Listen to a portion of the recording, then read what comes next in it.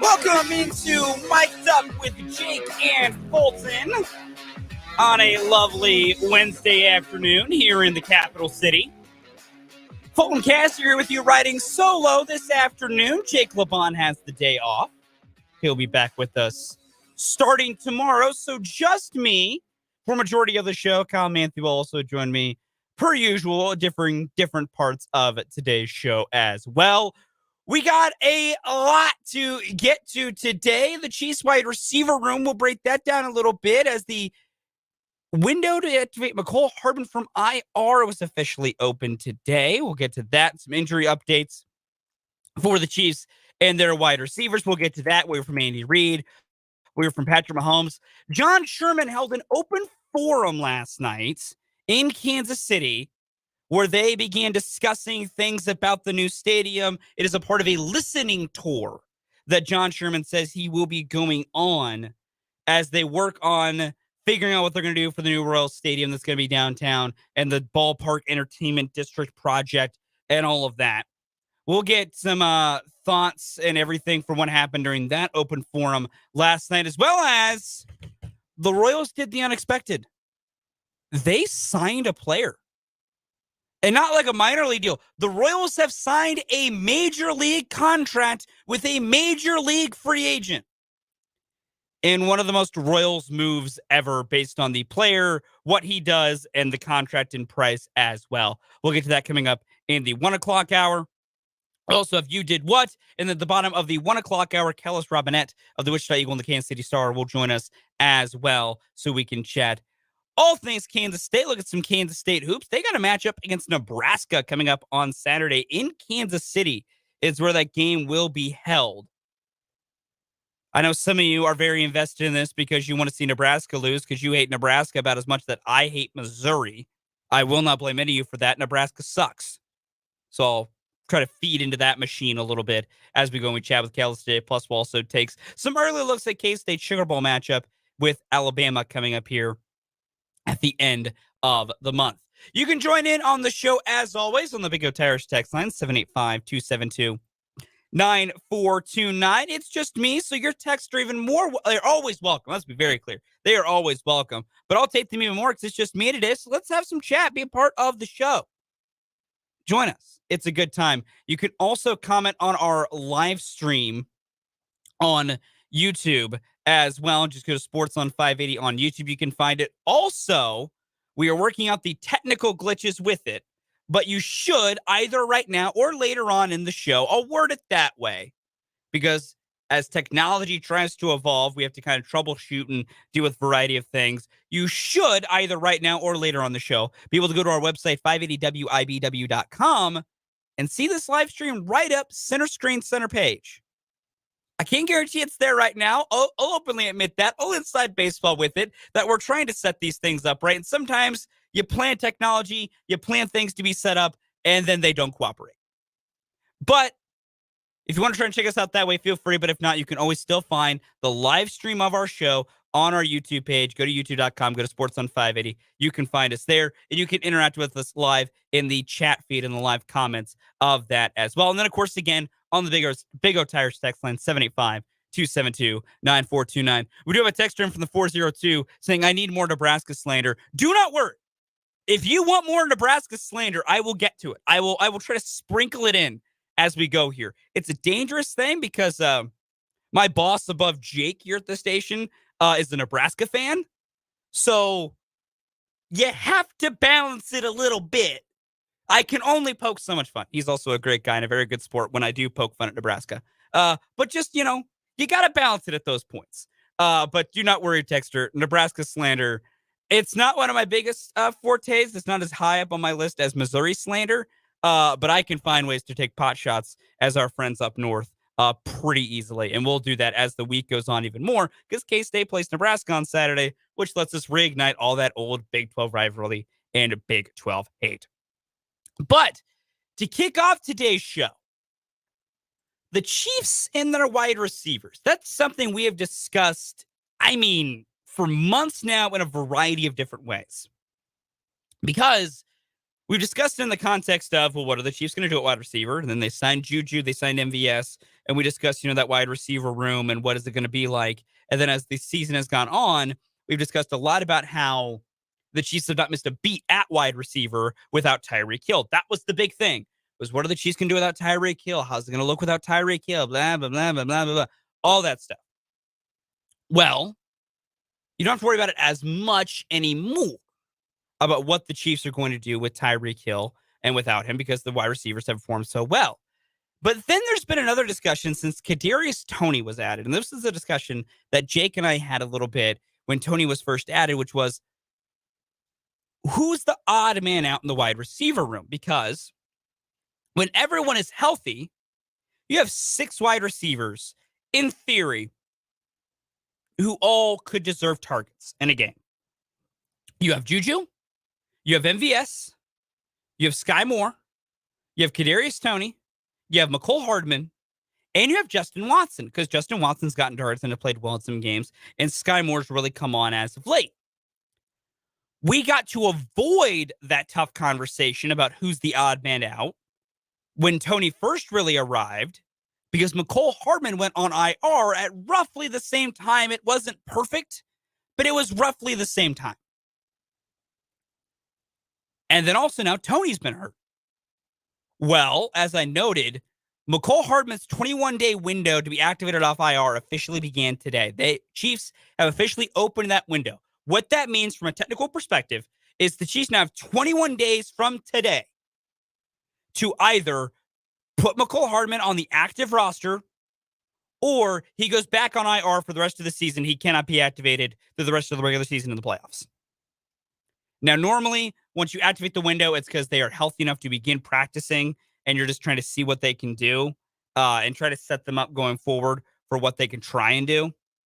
Because when the window opens, that's when they can return to practice and start practicing with the team again. You will not see McCole Hardman on any injury reports. This is very akin to what happened with Trent McDuffie when his window was activated. You won't see him on the injury reports. I just want to make that clear off the bat here. You're not going to see McCole on any injury reports because he's not on the active roster.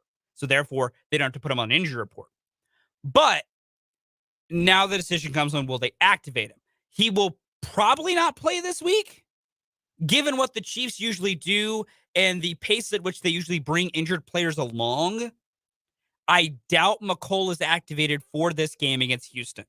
Also because you don't need McCole Hardman to beat Houston. You don't need... Honestly, you could start Chad Henne and probably beat Houston. Let's be brutally honest here. They're really bad. But, and there's also been some variety updates on Kadarius Toney. He was questionable last week, then ended up not playing based on injury progression. I wouldn't be surprised if Kadarius Toney, though, does make a return this week to the Chiefs and plays against Houston. We'll see when the injury report comes out today, and we'll try to get it to you. Hopefully it comes out before our show is finished up today. If not, the guys on 580 Sports Talk will take care of it. But technical stuff out of the way. What that means is now that question of the 6 wide receivers and the question of who gets left out, well, we need to revisit it. Because now you're likely going to, probably not this week, but within a couple of weeks, need to put Hardman on the active roster. And more importantly, before Hardman got hurt, he was starting to get used in a little bit of a better way, in a bit more of a proper way. He was used in a lot more of, jet sweeps, gadgets, plays, things like that, which works for him and what he needs to do. And then he got hurt, and Kadarius Toney filled those spots. So there's the general perspective of what do you do if you have both Toney and Hardman healthy and on the field, because Toney was kind of used in some of those McCole Hardman-esque ways. Do you basically run 2 guys in a similar style and a similar route concepts? Do you run more of those plays, but of course interchange between those 2 players? Do you ask one of them to play a little bit differently? I know I would probably ask Toney to play a little bit differently than Hardman, because I think Toney has the better skill set to do those different things that are more than just being a jet sweep, more of a gadget guy. Whereas Hardman, that seems to be where he really excels. But then there's just the numbers question. First question I would pose is this. Do you keep 6 wide receivers on your roster?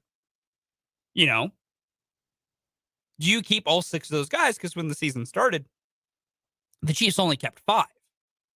Now, they partially did that because that was what the talent indicated with other spots and depth and what have you. But still, do you keep all 6? Okay, let's say you keep all 6. That means someone at a different position group is going. And it means you're sacrificing depth at a different position and a different spot as well. And I think that beyond who gets what target is the better question. Is where do you make the room? Because I honestly, even I would think it's kind of overkill to have 6 wide receivers, but at the same time, if any of those guys get released, because what you would have to do is put more likely Justin Watson on waivers and then hope to re-sign him to your practice squad. That's how you'd have to do that. Well, Justin Watson ain't making it through waivers. 31 other teams would probably be willing to take a flyer, maybe not even all 31. But I mean, there's going to be some teams that would take a flyer on Justin Watson to see what they could do with him if you tried that route. So then it comes down to, would you want to lose Justin Watson? I would say no. So then it's okay. Well, then we definitely can't lose any of our receivers. Well, okay, then do you cut somebody from the defensive line room? Do you cut one of your offensive linemen? You know, do you try to make room there? I would argue you can always make the argument on the running back spot, but because of the injury to Clyde Edwards-Helaire, you really don't want to cut Ronald Jones, even though he hasn't really been used, but you want him for the depth. Now, granted, there's probably a better likelihood of cutting Jones and getting him back to the practice squad than losing him like you lost Justin Watson, but at the same time, there's no guarantee. So it's one of those things to where what do you do is the question. The roster crunch matters and exists. And that's, I think, what needs to be parsed out from a perspective of, do you keep guys just to keep them? And then, moreover, let's say going beyond the logistics here, that they find a way to keep all 6. There is ways to do it. You just cut from other areas. But I think the larger point then becomes, is one of them inactive on game day? I would have to assume you're not going to have 6 active receivers on game day. And then you go back to who gets the short end of the stick. That short end is probably forever and will be Justin Watson. Based on what the team's usually doing, I doubt they're going to not have Sky Moore active on game days based on what he's been doing, based on how much more he's gotten to the offense. But it's trying to spread the wealth around. And this was a team that, when the season began, we had these discussions about who's going to fill what role on the receiver roles, who's going to be used what ways. And then also the fact of, we had the thought of, Patrick Mahomes is going to spread it around, which he has. But now you've had so many guys be productive and so many guys be helpful and so many guys be useful. You now have to kind of wonder what the next step will be. What is the next plan for Kansas City, and what should they try and do at the receiver room? Again, I think you keep all 6 on the roster. You only make 5 active on game days and 1 just kind of is the constant inactive. I think the defensive line room is where you probably cut a body.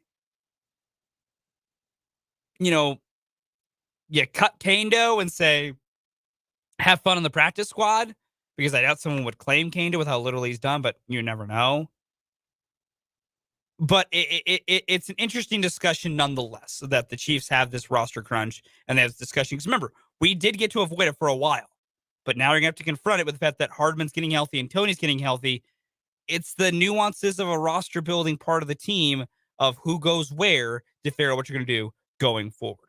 With that, we'll take our first time out here on Mic'd Up. Coming up at the bottom of the hour from head coach Reid. But coming up next, more IARP rulings are out.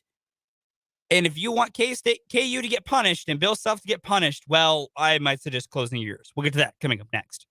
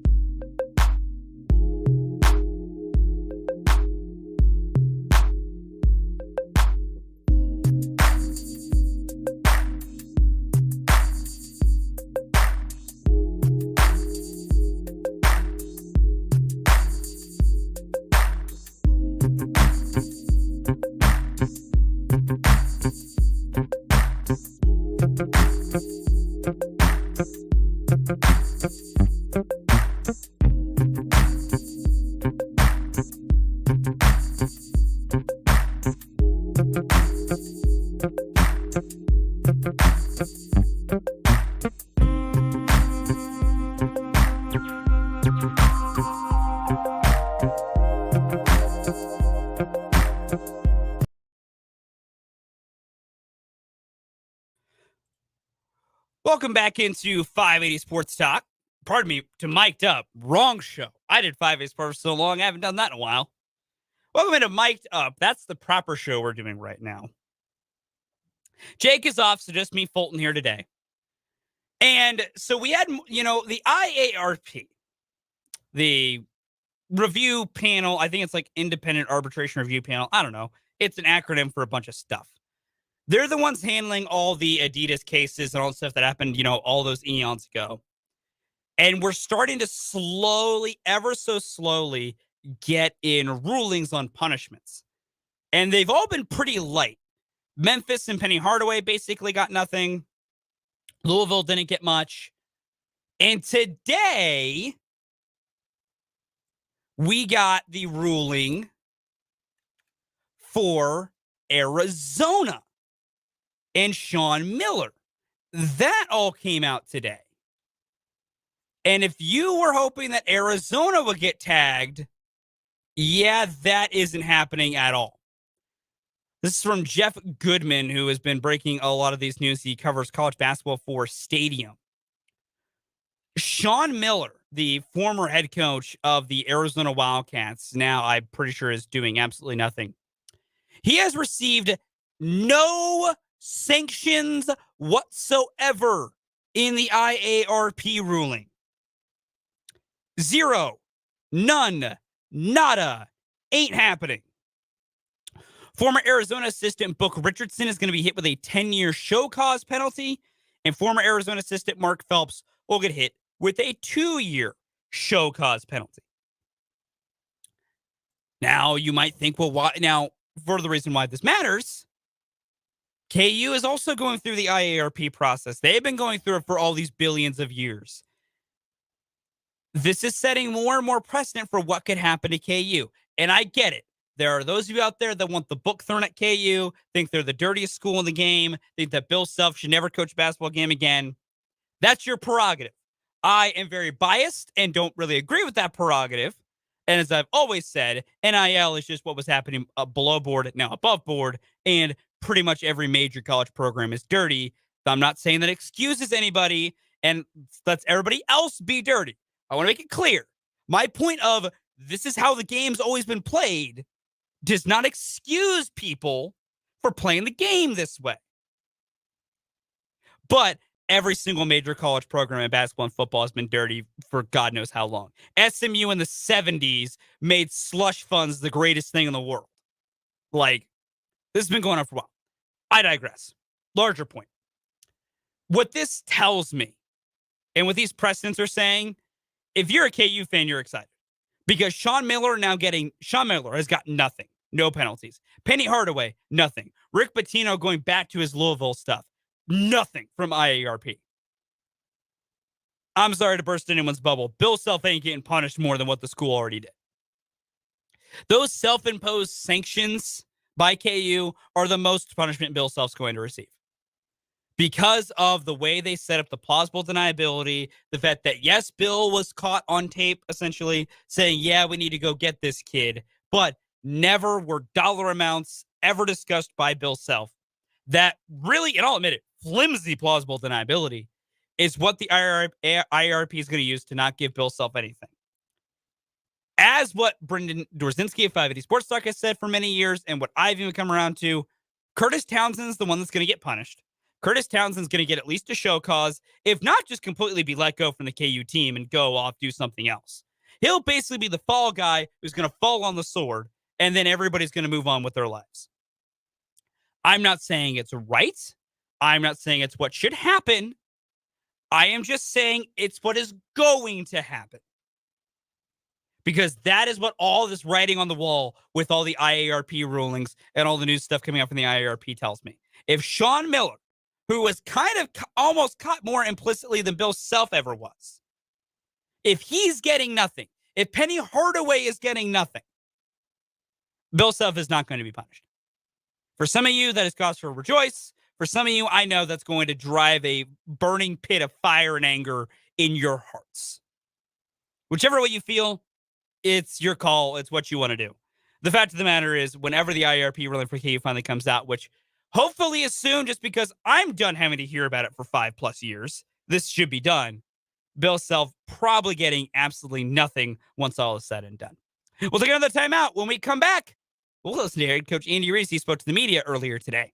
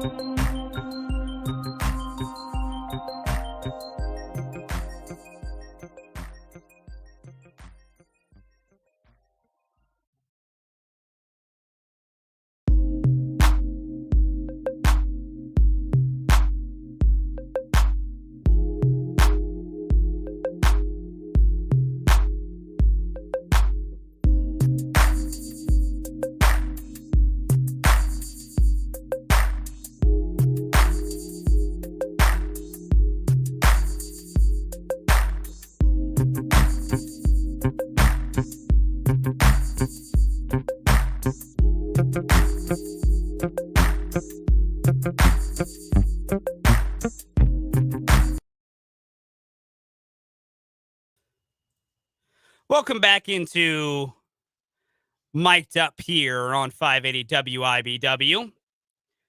I want to get to a comment we had there as we went to that last break before about NIL, and from our good friend Barbara here on the YouTube comments. I appreciate you chiming in, Barbara. We appreciate the content. If you want to, just as per usual, if you want to jump in on the conversation, you can get into the comments of our live stream on YouTube. Go to youtube.com, go to Sports on 580. You can comment on the show as you're watching it live here, or you can hop in on the Big O Tires text line, 785-272-9429. Either way, I always appreciate the content and the interaction from all you out there. Barbara says, how can they go after schools now that NIL is in play, and also that NIL should have been available forever for college athletes? First of all, 100% with you. I have been a college athlete should have been allowed to market, at least off of their likeness, forever.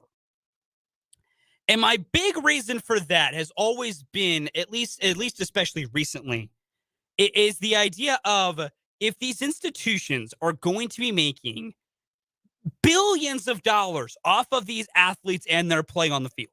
College football is a near billion-dollar industry. And it's being done on the backs of the labor of these students. They should be able to get something for it. Like, let's be blunt about this. They should be able to get some level of pay, or as I've always said, the biggest thing is just let them market themselves. If there's a car company like Juice Vaughn, I cannot remember the car dealership in Manhattan, that is escaping me. But if a car dealership in Manhattan wants to give Juice Vaughn a Porsche to drive around to promote their car dealership, why the hell shouldn't he get that because of how great he's been playing? I know there's always the question of, well, what about these, other athletes that aren't going to get as much, but the non-revenue sports? That is such a mixed bag, but that's why I've been a fan of NIL, or the concept to be able to market athletes. It's just, you're marketing yourself. If there's a market for you and your talents, you can make money off of it. If there's not, I'm sorry, and that stinks, but that's the world. No one's paying me to market any products, and you don't see me crying about it.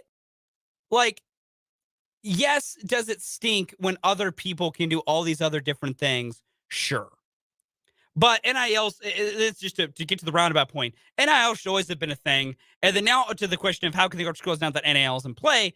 It's because it wasn't legal when it happened. And also, all these investigations started 5 years ago, well before all this happened. This just taken this long to wrap up, which is its own very annoying thing that it has taken this long for any of these NIL things to all these IARP rulings to wrap up. It should not have taken this long. We shouldn't actually be having these conversations.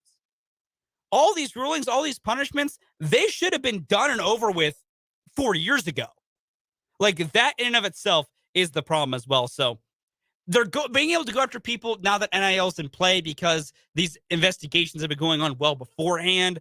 But overall, it's just, I just want it done because I think we just need to be past it. I truly, truly think we do. But with that, we'll get to head coach Andy Reid. He spoke to the media earlier on today. Here's what Big Red had to say when he spoke to the media earlier today. All right.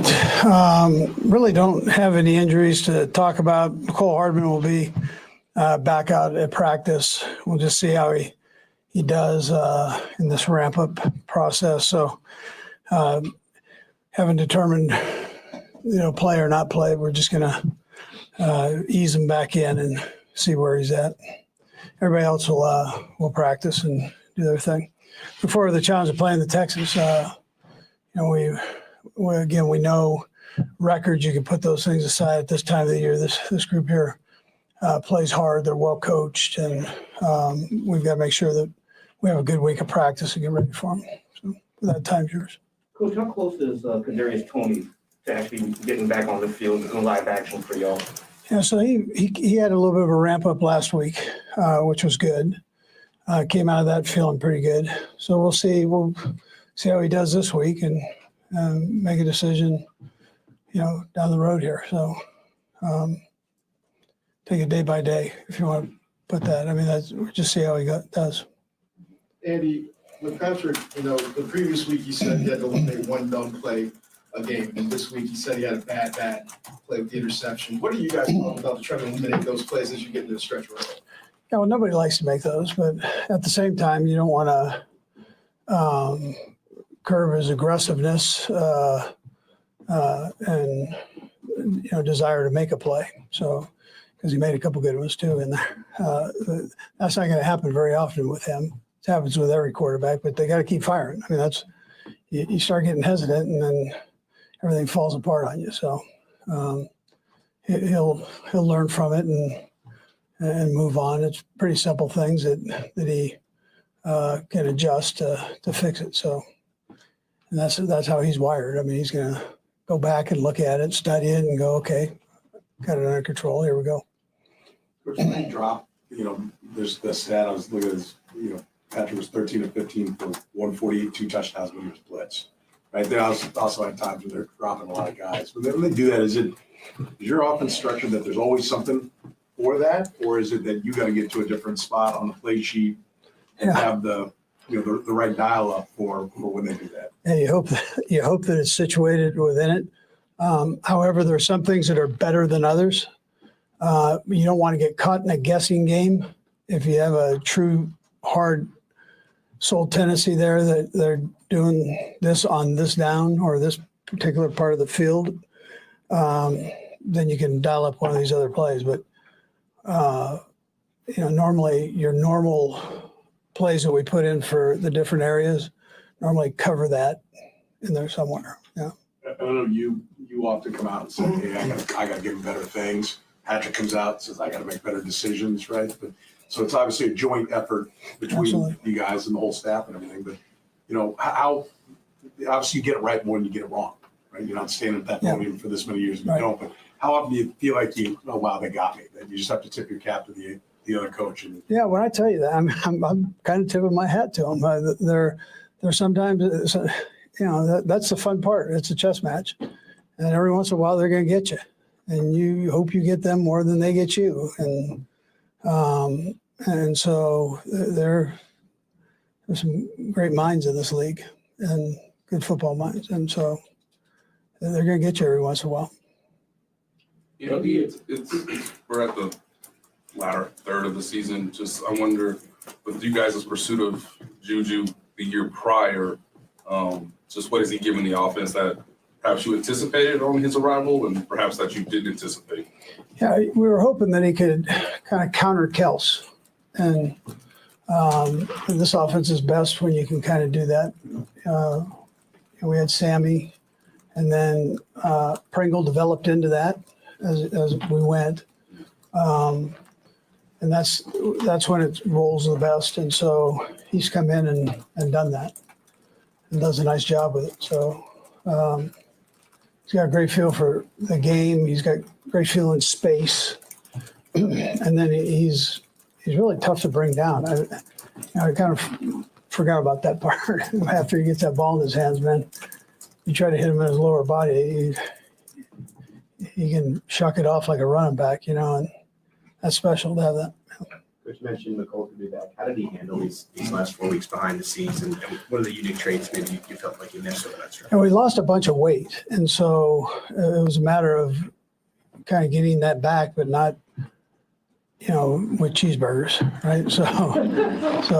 But get back some good hearty weight and strength.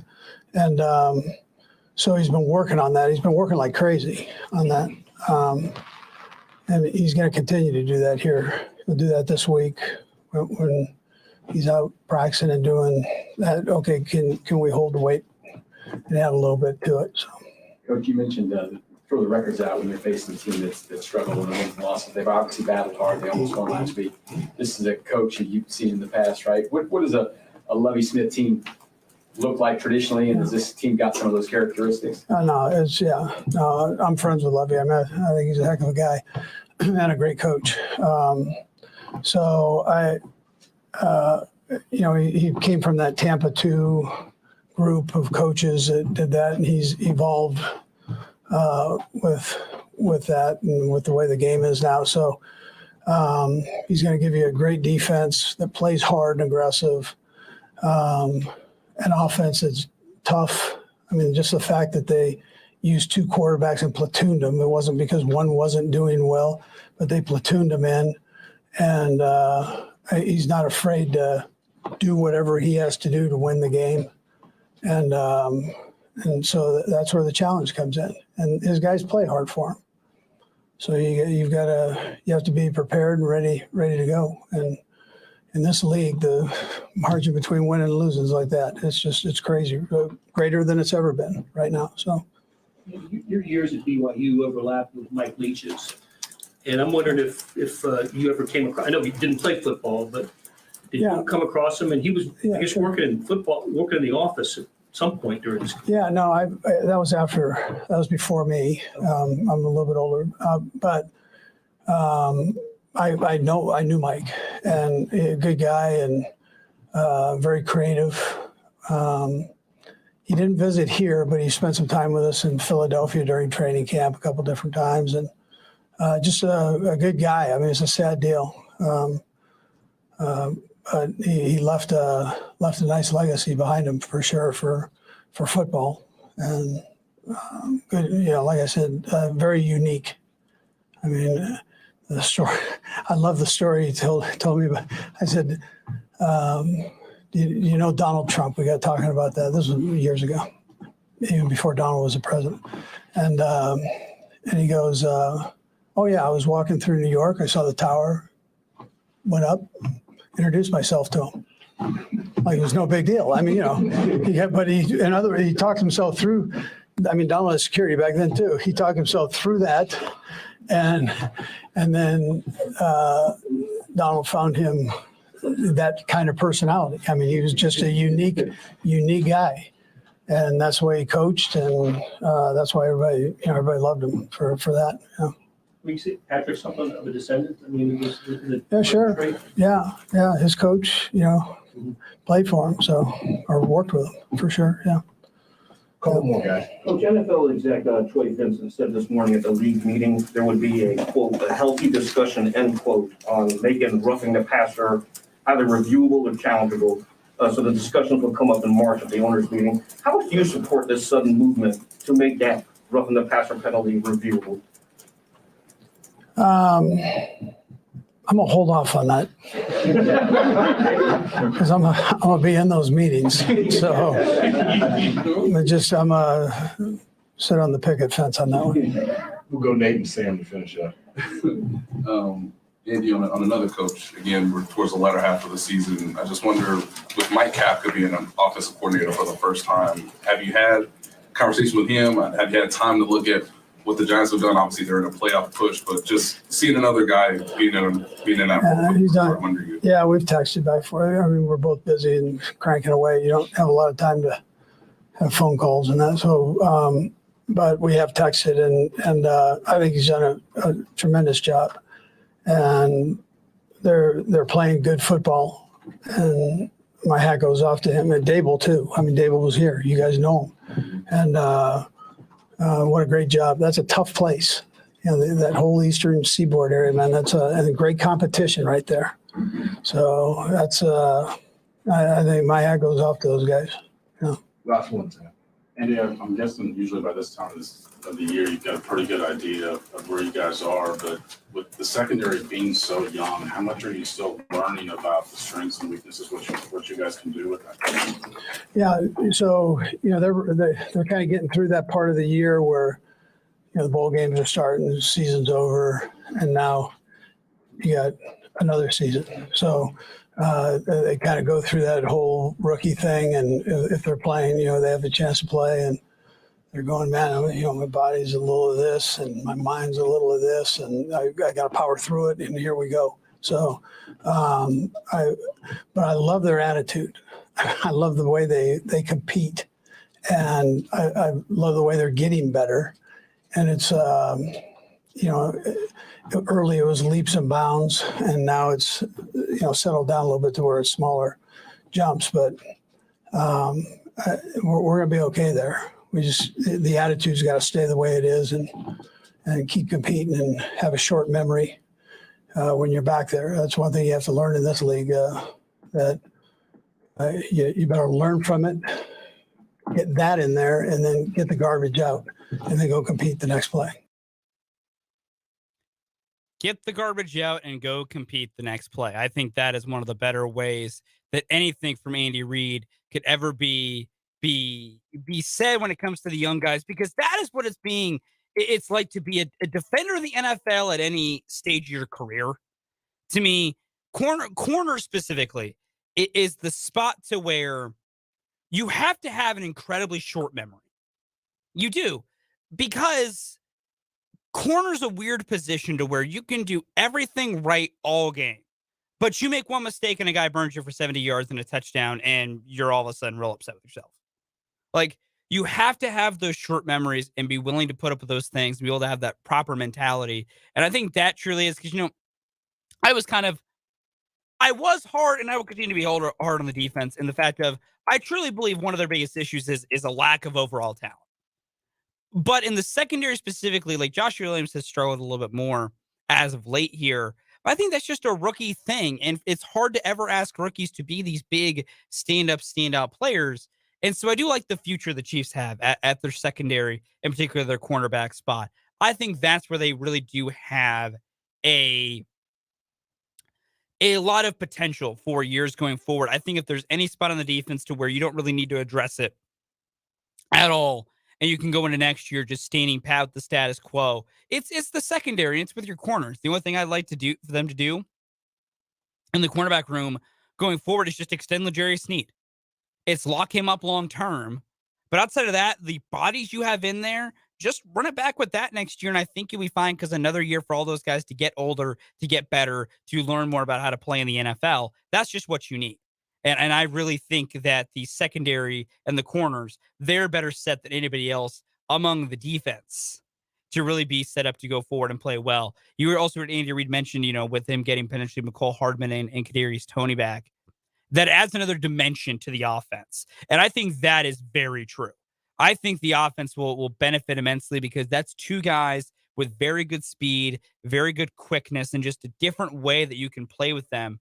That I think will just open up so many more avenues to the offense that you had and were existing and were open, but just haven't really been there, because, they've tried to run some of those jet sweep concepts with Sky Moore since Toney and Hardman have been down, and it works, but it's different when you have the athlete and the style and the speed and physical tools of Hardman or Toney running those versus Sky Moore and the other things that they can do in the flow of the offense. So there's a lot of things you can do differently with Toney and with Hardman back. It's going to be nice to see them back on the field. Like I said earlier, I think that if anyone's back this week, it's Toney. I think he'll be back, even if it's on some sort of a pitch count. I think he'll be back this week. Hardman, I think we're probably another week or two away before McCole Hardman really sees the field for the Chiefs going forward. But we'll kind of see as some things go here as the season begins to wrap up. But I think we'll see Hardman a little bit at some point as the season wraps up, as we wrap up the regular season for the Chiefs. We'll take one more quick timeout before we wrap up this noon hour of Mic'd Up.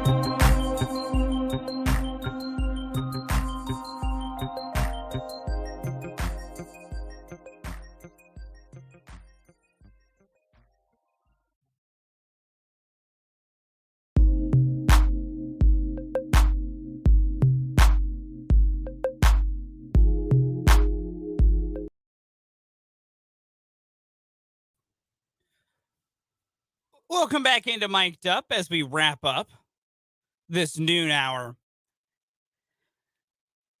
So we spent a lot of parts of yesterday talking about Mike Leach and really celebrating his life with all the good stories that we know that people have talked about, because he was just such a good man and a good guy and a fun guy who made college football better, not only on the field but off the field.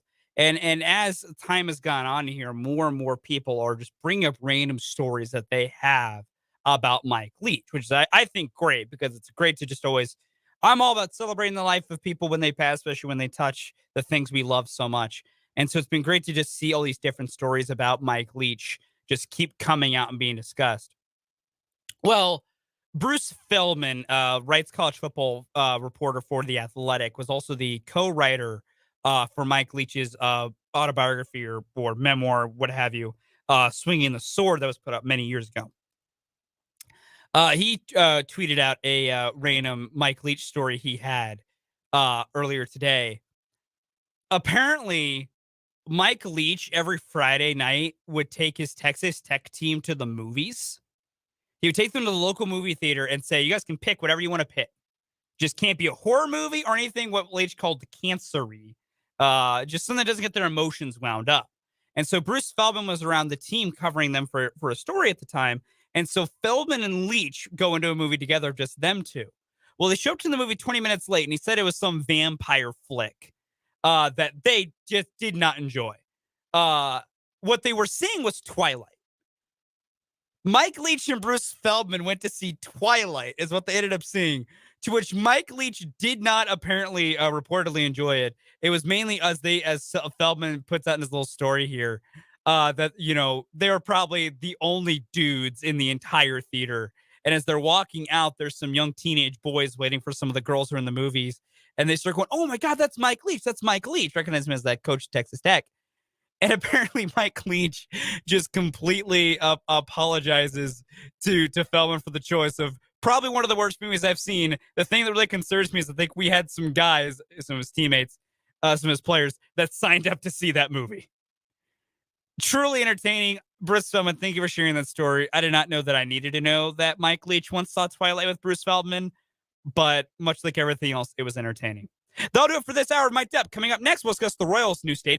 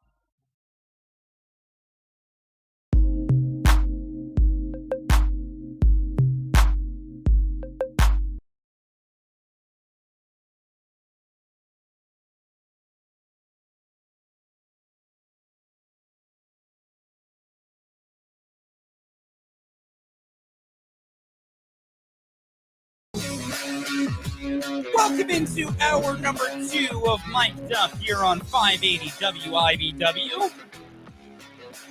Fulton Caster here with you riding solo. Jake LeBon has the day off. For some of you, maybe you're happy. For some of you, maybe you're sad. For some of you, maybe you're indifferent.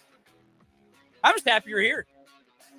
That's all that matters to me is I'm happy you have decided to spend part of your Wednesday afternoon. I remembered the day this week. I'm very proud of myself. Listen, last week when I was sick, my days were really running together.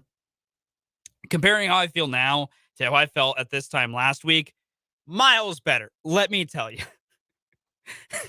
Try not to get the flu. That's my PSA for the day. Please try not to get the flu. It's a real bad time.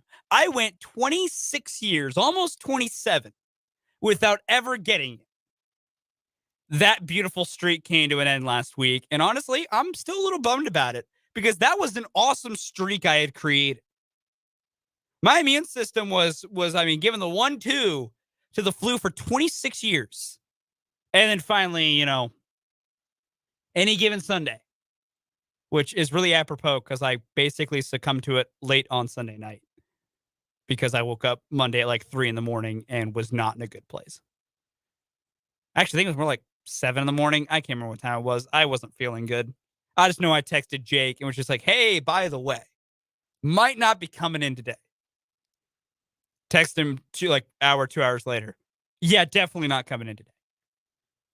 And then, I got a couple days off. Then we rallied and we're back. But yeah, that's my PSA to everybody. Don't get the flu if you can avoid it. It's not a good time. And if you do get it, just sleep it off. Don't try to be a tough guy. Don't try to be a tough guy and tough your way through it. It's not a good time. It's awful. It's terrible. I would not wish it upon my worst enemy. It's not fun. But I feel better now. And I feel great now. It only took me like a week and a half really to get back to this point. Still, fighting off a few different things, but overall, much better than where I was at a week ago at this time. Thank you again for joining us today for Mic'd Up. If you want to be a part of the show, as we always say, you can hop in on the Big O Tires text line, 785-272-9429, or you can jump in on the comment section of our live stream, which we have now fixed. The technical side, the inside baseball of this, we got it fixed behind the scenes. You can now, instead of going to go to YouTube and look up our YouTube page and watch it on that YouTube channel, it's a lot simpler now. Just go to our website, 580wibw.com, and boom, it's right there on the front page. You just hit the little play button on the YouTube video that's embedded on the front there. You'll see it says Mic'd Up. You just click on the little play button, and it starts playing right there on our website, 580wibw.com. It's even easier. It is even simpler to watch our videos and be able to interact and do all those great things. It's great. It's fantastic. We're just trying to make it simpler for you guys to enjoy our content because we appreciate you all enjoying our content and engaging with our content. So we then want to make our content more accessible to you. Let's see how many times I can interject the word content into a single phrase. That's probably about the most I can do. But those are the different ways to get involved here on Mic'd Up. It is just me hanging out with you today. Coming up here in the 1 o'clock hour, we're going to discuss the Royal Stadium. I know we touched on a little bit yesterday, but John Sherman held an open forum, and we finally got some answers about a few different questions that were important to how this new stadium is going to be funded, what it's going to cost. We got some specifics finally. We're going to break that down a little bit. Plus, the Royals signed a player. The Royals finally made a free agent move, and it was the most Royals move ever. We'll discuss that to kick off the hour here as well. Everybody loves a list. I was reading a list about the history of bowl sponsors and why they're so weird and sometimes they change. I read weird things. I have time at my desk sometimes with not much to do, so I just read The Athletic. It's a great subscription. I recommend it. I was reading a piece on The Athletic about bowl sponsors and the history of them and why they're so fun and how some different and why there's some places where it doesn't make sense why this sponsor is sponsoring this bowl and all those different things. So with that in mind, what are Kyle and I's favorite bowl names for this year? Nothing to do with the teams competing. Not a single thing to do with the product on the field. What are our favorite bowl sponsors and bowl titles for this year in 2022? Because they change most years. We get different sponsors every year, so it's hard to kind of overall do it. So we're just limiting ourselves to this year's. What are Kyle's and I's favorite bowl sponsors this year? We're going to get to that in today's Everyone Loves the List. And then, of course, Kellis Robinett will join us at the bottom of the hour to chat all things Kansas State, both some Kansas State basketball and a little Kansas State football with even more All-American teams being announced as well. And then, of course, in the 2 o'clock hour coming up here in the rest of the show, we will have a little bit of You Did What, some crazy stories around the sports world, and then we hear from quarterback Patrick Mahomes as well as he met with the media earlier today. But the Kansas City Royals, that franchise with which I have a very, very toxic relationship, that I put probably far too much investment of my happiness into, which means I'm not happy thanks to them very often. They had some interesting things happen last night. John Sherman held an open forum. It's part of a listening tour. He said he's going to be on, him and some different investors and architecture peoples and all that stuff that, I'll be honest, is way too far above my baseball loving pay grade as far as what I like to talk about when it comes to baseball, that I'm never going to really get into. But they're going on a listening tour to try to get, kind of a vibe and see what everybody wants, get some input from the community on this new stadium project. Well, that kicked off last night with a public forum at 5:30, and there were some questions asked and some interesting answers given by John Sherman and a few of the others present there for the public forum that was being held. My favorite thing was the very first question that was asked. And there were a bunch of questions with a bunch of people, and there were even some online questions submitted and different things like that. The first question John Sherman was asked was, and I'm paraphrasing essentially here, why should a perennial loser of a team that is always bad, why should we foot the bill for a new stadium? Why should they get a shiny new stadium when the product is so bad? Which is a valid question, and John Sherman knew had to be coming. Given the lack of his moves this team has made this offseason, given the fact that they failed and went backwards last year when they really should have been making some steps forward, when they went backwards last year, and all the other issues, you had to know that was coming. And to give John Sherman credit, he basically said, one, we will be in, when we feel the time is right, when the talent develops properly, we are going to make some significant investments into the team. I'll believe that when I see it. But then he did say, hey, you all should watch The Wire, which, the TV show, The Waiver Wire, I don't know what he wanted. But he said to watch The Wire in the coming days. We'll be adding some pitching talent. Well, apparently coming days just meant a couple hours, because a few hours after John Sherman made that statement, it was announced that the Royals have signed lefty swingman, is what I'll call him, because he has both started and relieved before. Lefty swingman Ryan Yarbrough, formerly of the Tampa Bay Rays. He's been signed to a 1-year contract worth $3 million. This is the most Royals move ever. Based on the type of player, it is a veteran who I believe just turned 30. Is about to be 31 this year. Some success, but not a ton. Career ERA about in the mid-4s. Had a 4.5 ERA last year. And mainly is going to be here to eat innings. Ryan Yarbrough can both pitch in long relief, short relief if really needed it, or he has started. He appeared in 20 games last year for the Tampa Bay Rays. 9 of them starts. And he had a 4.50 ERA. He has 59 career starts over 127 career appearances over his 5 years. So he's probably going to mainly be used as a reliever for this team, but it's what I said earlier this week and what I've been saying every time Jake asked me the questions about what are the Royals going to be doing. They said they were in the market for a swingman pitcher, a guy who could do both some bullpen work or could start if needed to. I doubt Ryan Yarbrough begins the year in the rotation. I think Ryan Yarbrough will begin the year primarily out of the bullpen, but his job, at least as a starter, will probably be to fill gaps in the rotation when injuries probably do occur. Is this a move where I'm going to say everyone should be going crazy over and be ecstatic? Not really. It's an move. It's a move. It's a move no matter what.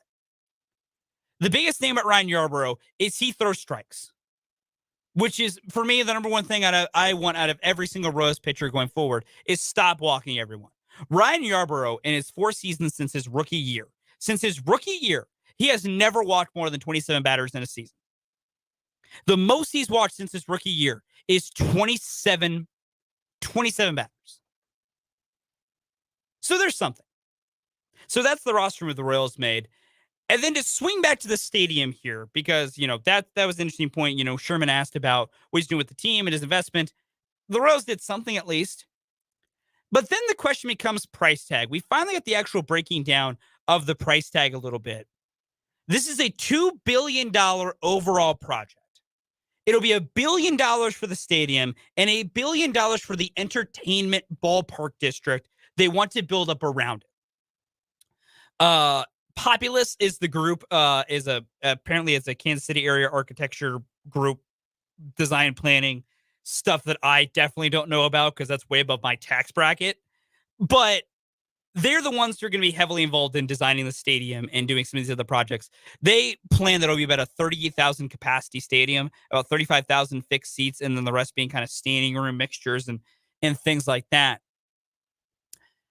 It'll be $1 billion for the stadium and then $1 billion for the ballpark district around it. So it's about $1 billion is the split. And when asked about funding, John Sherman stated a bulk, and let's use his word, a bulk of the stadium funding to pay for the stadium and all of the ballpark district. All of the ballpark district and a bulk of the stadium, he says, will be privately funded. Now, whether that's from just his ownership group, whether that's from private investors, how that mixture is going to be between the two, we do not know.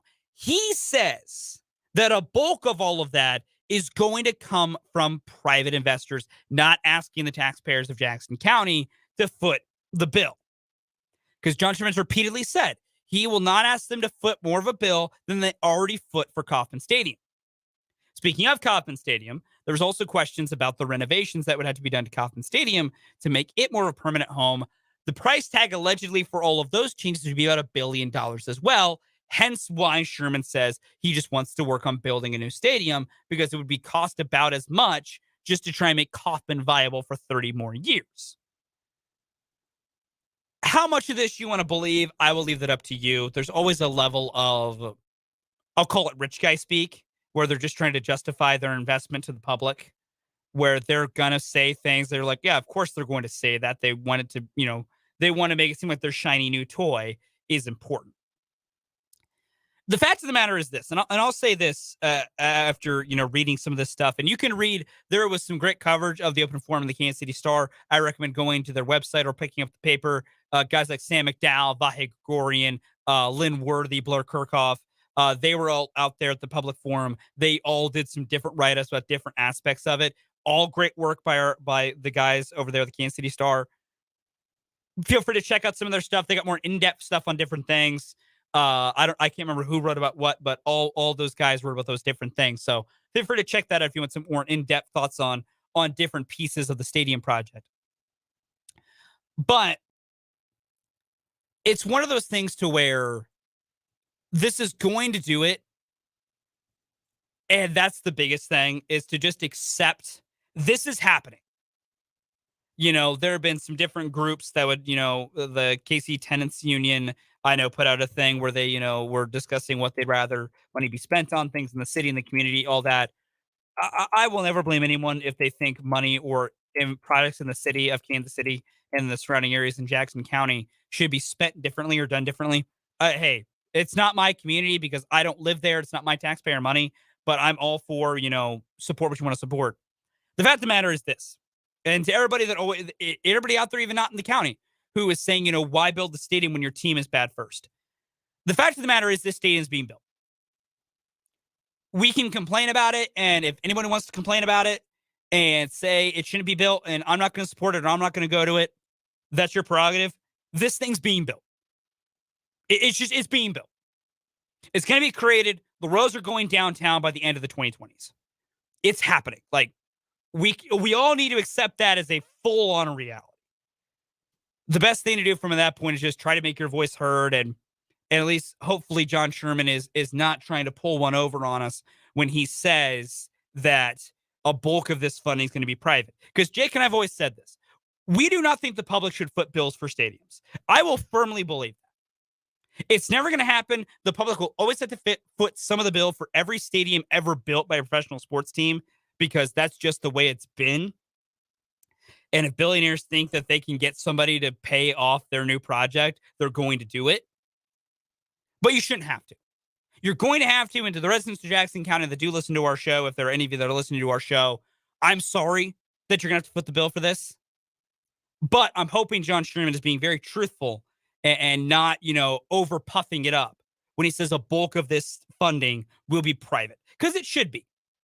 At most, it should be 90-10 private versus public. You should not ask the public to foot the bill for a stadium that you can't afford. You can afford it. You can afford this project that you're doing. There are different ways for you to get money that's not from the public. Find different ways to do it. But the other thing I hope is that John Sherman is also being truthful when he says when this team develops, which I hate that because you are wasting controllable years of Bobby Witt Jr. and MG Melendez and Vinny Pasquantino by not trying to maximize your competitive windows now. It's frustrating. But if anything, I hope John Sherman is being very truthful that when he believes they are competitive, that when the young players develop, I hope he truly means that when that happens, that he'll actually spend money on the stadium. We do have a text stream here of 785. How much will tickets for the Blue Collar Joe skyrocket? That's a good question. I would have to believe ticket prices will not increase much more than they currently are at the K. I obviously do not have the economic impact data to support that statement. That's just my thought and my hunch based on what's going to happen. I can't imagine it's going to cost that much more than it currently does to go to the K. If anything, the money you pay for parking might now be folded into ticket prices. I do not know. I truly don't know what the plan is there. I hope it doesn't. I hope games stay accessible because that's another big thing for me if it goes on to what I will get on a soapbox about. Sporting events should be accessible to everybody, which means ticket prices for some parts of every stadium at every professional level of sports should be accessible to the average person and not break your bank. The fact that it breaks your bank to go to a Royals game, that it breaks your bank to go to a Chiefs game. That's sickening. That's sickening to me. Sports should not be just for those that can afford astronomical ticket prices. And I get it. People will pay more for the Chiefs because they're a better team, and I understand that. But the overall point is, I hope the ticket prices don't go up too much, but this is the reality we live in. The Royals are going to get a new stadium. We're going to see how prices go, but I hope it doesn't change much. Maybe we'll get an answer or something like that going on down the line as John Sherman does more of these listening tours. We'll take another time out here. Coming up next, we have Everyone Loves the List. Favorite bowl game names. We'll get to that coming up next.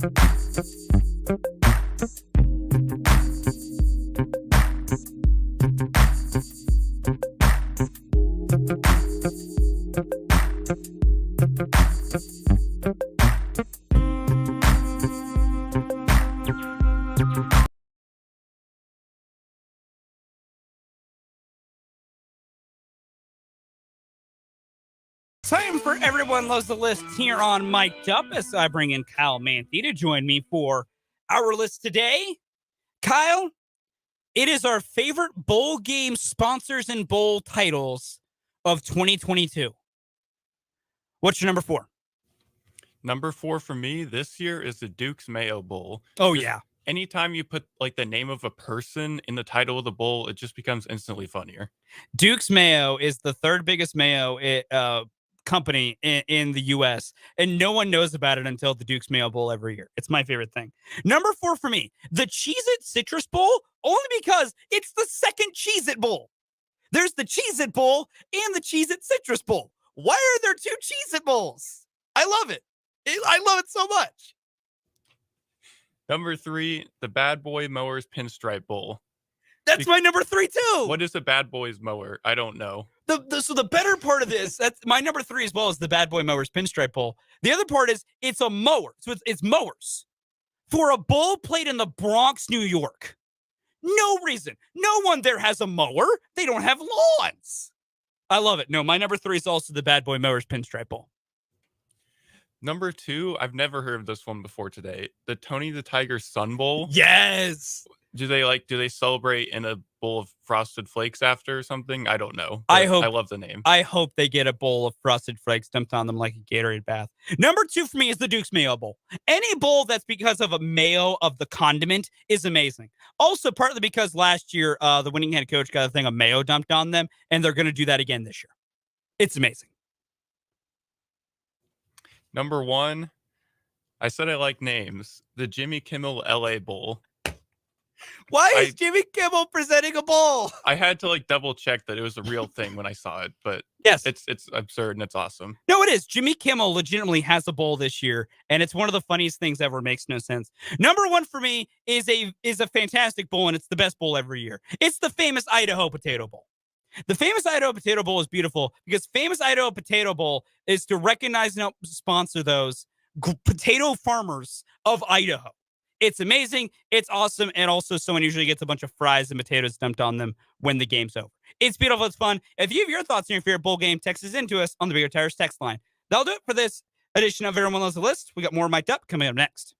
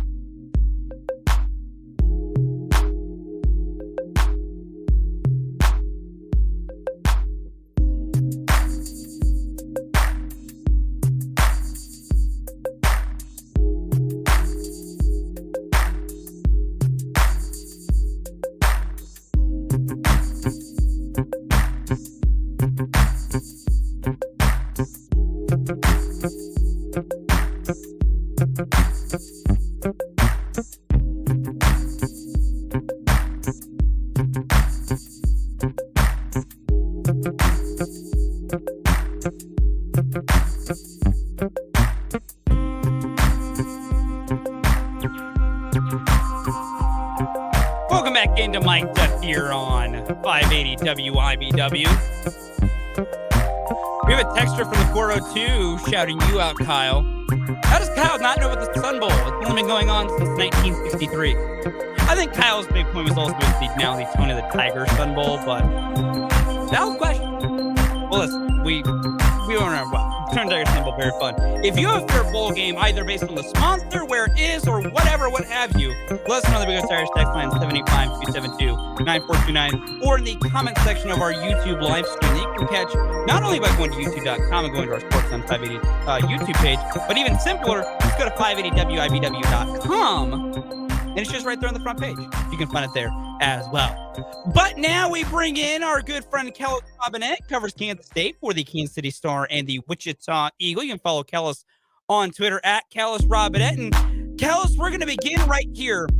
Should shoulder pads go back to being mammothly sized for college football players, where it looks to be of a comedic proportion? I think so, yeah. makes everybody look bigger, tougher. I kind of miss that. What was the thing that people sometimes used to have, the thing that would stick out of their neck, like come all the way up to the top of their head, make them look even more mammoth than they already were. I kind of miss those things. Yeah, those like really big mammoth neck rolls that are like not like the tiny ones now that are pretty conspicuous. Those big ones that went up past your helmets. No, I agree. It does make you look tougher. For any of our listeners wondering where this came from, Kellis over on his Twitter pointed out that somebody had tweeted out a picture of Chris Kleiman when he was playing at Northern Iowa. And those shoulder pads are ridiculously huge. Also, they make the jerseys feel smaller, which generates a crop top look. I also think maybe we should go to the tinier jerseys because, like, some of these guys, you're in a good shape. Ezekiel Elliott rocked the crop top jersey for a while. Why don't we go back to the crop top jerseys and the big shoulder pads that were just so in vogue back in, like, the 80s and whatnot? I don't know. Maybe bring that back on a throwback game sometime. It'd be funny if the university did that. Not only had new throwback uniforms, but they went with throwback equipment too, and it really looked like we were playing the 80s or something. I would be all for it. When we do throwback equipment, I need shoulder pads that big. I need the jerseys feeling smaller. I need big neck rolls, and then I need the old face masks that just look like a weird amalgamation of metal on the face here. Let's look into actual K-State here outside of our uniform talk here on Mic'd Up as Kellis Robinett joins us. There's not a K-State football. They win the Sugar Bowl coming up in a few weeks. Not a lot has changed for them recently or big things to come out. They're just, going through the motions, doing their bowl practices and what have you. But some more awards are coming out for all these different players, including some All-America honors for guys like Felix Uzama. Cooper Beebe got a little bit of an All-American nod. And then the least surprising thing ever, Deuce Vaughn, another pair of All-American awards. We've had this discussion a little bit, and the fact that we don't know if he's going to come back, I think, can impact this question. But as of right now, where would you put Deuce Vaughn among running backs in Kansas State history? Ooh, that's a good question. I'd put him probably at number 2 behind the one and only Darren Sproles. And the only reason I would really say Sproles is because he played a little bit longer and got a few more opportunities. That junior season of his, or maybe it was senior season, I don't remember. One of the seasons when he was at Kansas State, pretty much the whole offense was just let's give it to Darren every single time. They're pretty equal otherwise. They've both been electric as running backs, electric as receivers. They both helped Kansas State win a Big 12 championship. So you got to figure here at some point, Darren is already in the Kansas State Hall of Fame, Ring of Honor, played a long time in the NFL. We'll see how Deuce Vaughn's NFL career goes, but you're going to have to think they're going to honor him every which way they can. Being a consensus All-American is pretty much a lock anyway. It looks like he's going to do it twice. Add a Big 12 championship on top of that. Yeah, he's going to go down as one of the all-time greats. Speaking of the eventual NFL career for Deuce Vaughn, you're right. His college career is, as of right now, still progressing, and I'll use the word wrapping up loosely here. The best it could, being a Big 12 champion. I think he truly is, and you're right with the on pace to be a consensus All-American yet again. Deuce Vaughn has a decision to make. He's going to, as far as we know for now, going to play in the Sugar Bowl. I doubt that's going to change in time between now and the Sugar Bowl, but we never know. The question, though, becomes is Deuce Vaughn has to decide whether he's going to come back for another year at Kansas State or if he'll go to the NFL draft. What do you think Deuce Vaughn will do? And more importantly, Kellis, or even you personally, what do you think Deuce Vaughn should do when it comes to his NFL career? Because running back, they have a shorter shelf life. We talk about that all the time, that sometimes their careers are built in shorter. Does that lend it to maybe Deuce Vaughn should go and leave already for the NFL draft? Or do you think he'll come back for one more year as a Wild? I think you definitely have to consider that element. And I think I would break it down like this. What does he want to do? I think he probably wants to come back. What should he do? I think he should go pro. That's probably what he will end up doing. I'm not saying he will. He's been very steadfast every time we've asked him, have you thought all about it? The future, no, not really. Really the most informative thing I've gotten from him on it is just that whenever the season's over, he's going to sit down and think about it. And, if the time's right, it's right. not he'll come back. But I think he really loves Kansas State. I think he loves playing here. I think he really appreciates how the staff uses him. All things being equal, he probably would have more fun coming back for another year in school. And, one thing that actually does make that an option is that he's eligible for NIL money now. And I can't imagine that there's a shortage of people who would want to give him some money to continue playing for Kansas State next season. So it's not like if he came back to be playing for free, he could probably bring in 6 figures, those 6 figures, something like that, staying in Manhattan one extra season. But his dad is an NFL scout. He's going to tell him, but there's not a whole lot to improve in college. The stock's not going to go up a bunch with another big year. You've already set all these records. You've already been an All-American twice. You've already won a Big 12 championship. You only got so many years left as a running back. You might as well use one of them in the NFL. That's why I think what he should do, the best business decision, is probably to go pro. I would say that if any running back the guaranteed pick, you might as well just go ahead and get your pro career started and squeeze as much juice out of it as you can. But what will he do? I don't know. I think he's going to have a tough decision at the end of the day, and we'll have to wait to find out. It's an interesting thing to always try and figure out. And you're right. There's so many different factors there at play. The best business decision might not be what he chooses. Wait and see. I do have to respect it at Adouche, just kind of keeping it tight-lipped of like, I'll worry about that when the season's over. Right now, I'm going to focus on finishing up the season with my team. It'll be a while before we really start looking so much more forward in this K-State team, looking forward to next year and things like that. But on the subject of Deuce Vaughn and other pieces for this team, this was a great year for Kansas State, and they have one more game left to really wrap it up with the best bow as possible when they take on Alabama in the Sugar Bowl and either beat Alabama because Alabama didn't care that they were playing in a bowl game, or Alabama wins because even their third stringers are better than K-State, because that would be the narrative coming out of Tuscaloosa. But looking at this K-State team and looking at the players they have, and especially the players coming back, do you think this year and the way they kind of wrapped it up with the Big 12 championship and getting to go to New Year's Six Bowl, how much of a signal of things to come, of what K-State can really try and do in the next couple of years with this crop of players and some of the recruits that have coming in? Is this just the launching point for a very great little run here for K-State, to where they might have years upon years of success, or just what do you think is going to be this next few years for Kansas State football, with everything encompassing with what they've done this year and how they're set up for the years down the road? Well, I'll answer that in 2 ways. I would say, for starters, if the players leave, who I think will leave, being Deuce Vaughn and Felix Uzama, I think the right business decision for them is to go ahead and jump to the NFL. If they're both gone, I think they're going to take a step back next season. I would be surprised if they win the Big 12 next year without those 2 players, just because on top of that, you're looking at losing Malik Knowles, Julius Brent, Daniel Green, Phillip Brooks, probably, Cade Warner. Going to look completely different at wide receiver. If Deuce is gone, you're looking totally different at running back. If Felix is back, you're losing Eli Huggins on the defensive line too. There's just a lot to replace. I think they'd still be good with Will Howard coming back, and they'd be a bowl team. They'd probably contend for a Big 12 championship, but to win it would be very surprising to me. At least what I'm looking at right now.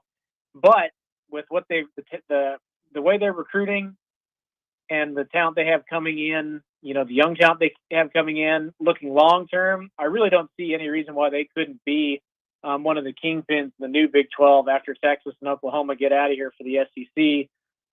Because think about this, after Will Howard is done, whether he plays one more year, 2 more years, the heir apparent is Avery Johnson, who's on the cusp of maybe being a 5-star recruit this season.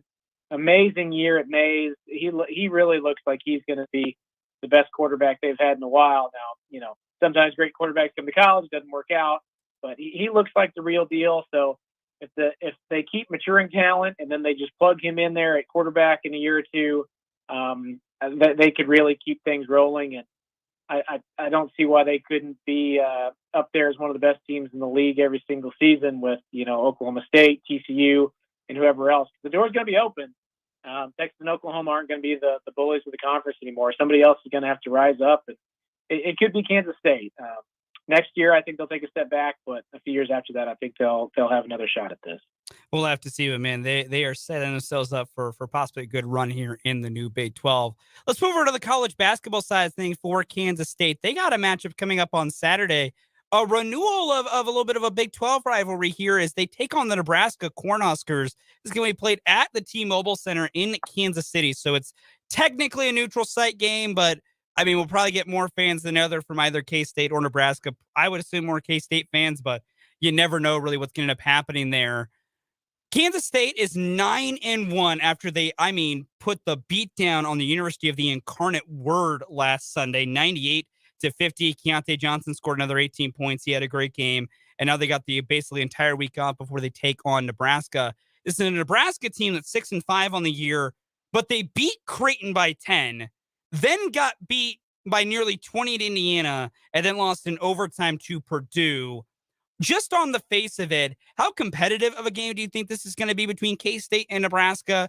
And if K-State does get the win, how big of a win would it be to beat Nebraska?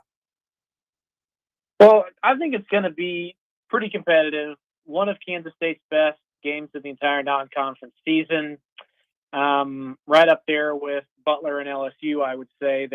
Nebraska's Ken Palm is right on par with those teams, a little bit better than Wichita State. And we saw Wichita State give Kansas all they could handle here in Manhattan before losing 55-50. So I think it'll be a close game, a much better game than I would have anticipated it to be preseason. I kind of figured Nebraska would flame out this year under Fred Hoiberg, but they've been steadily improving in the Ken Palm ratings. Like you said, they beat Creighton, but they also beat Florida State, beat Boston College. Those are some pretty solid wins. They're competitive with Indiana on the road, and Indiana's really good.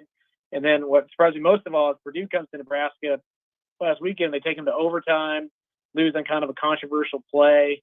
If they can take Purdue to overtime, then I think they can play Kansas State down to the wire. Now, people, Kansas State fans aren't going to be dancing the streets if they win this game. It's not that big of a deal, even though they are old Big 8, Big 12 rivals.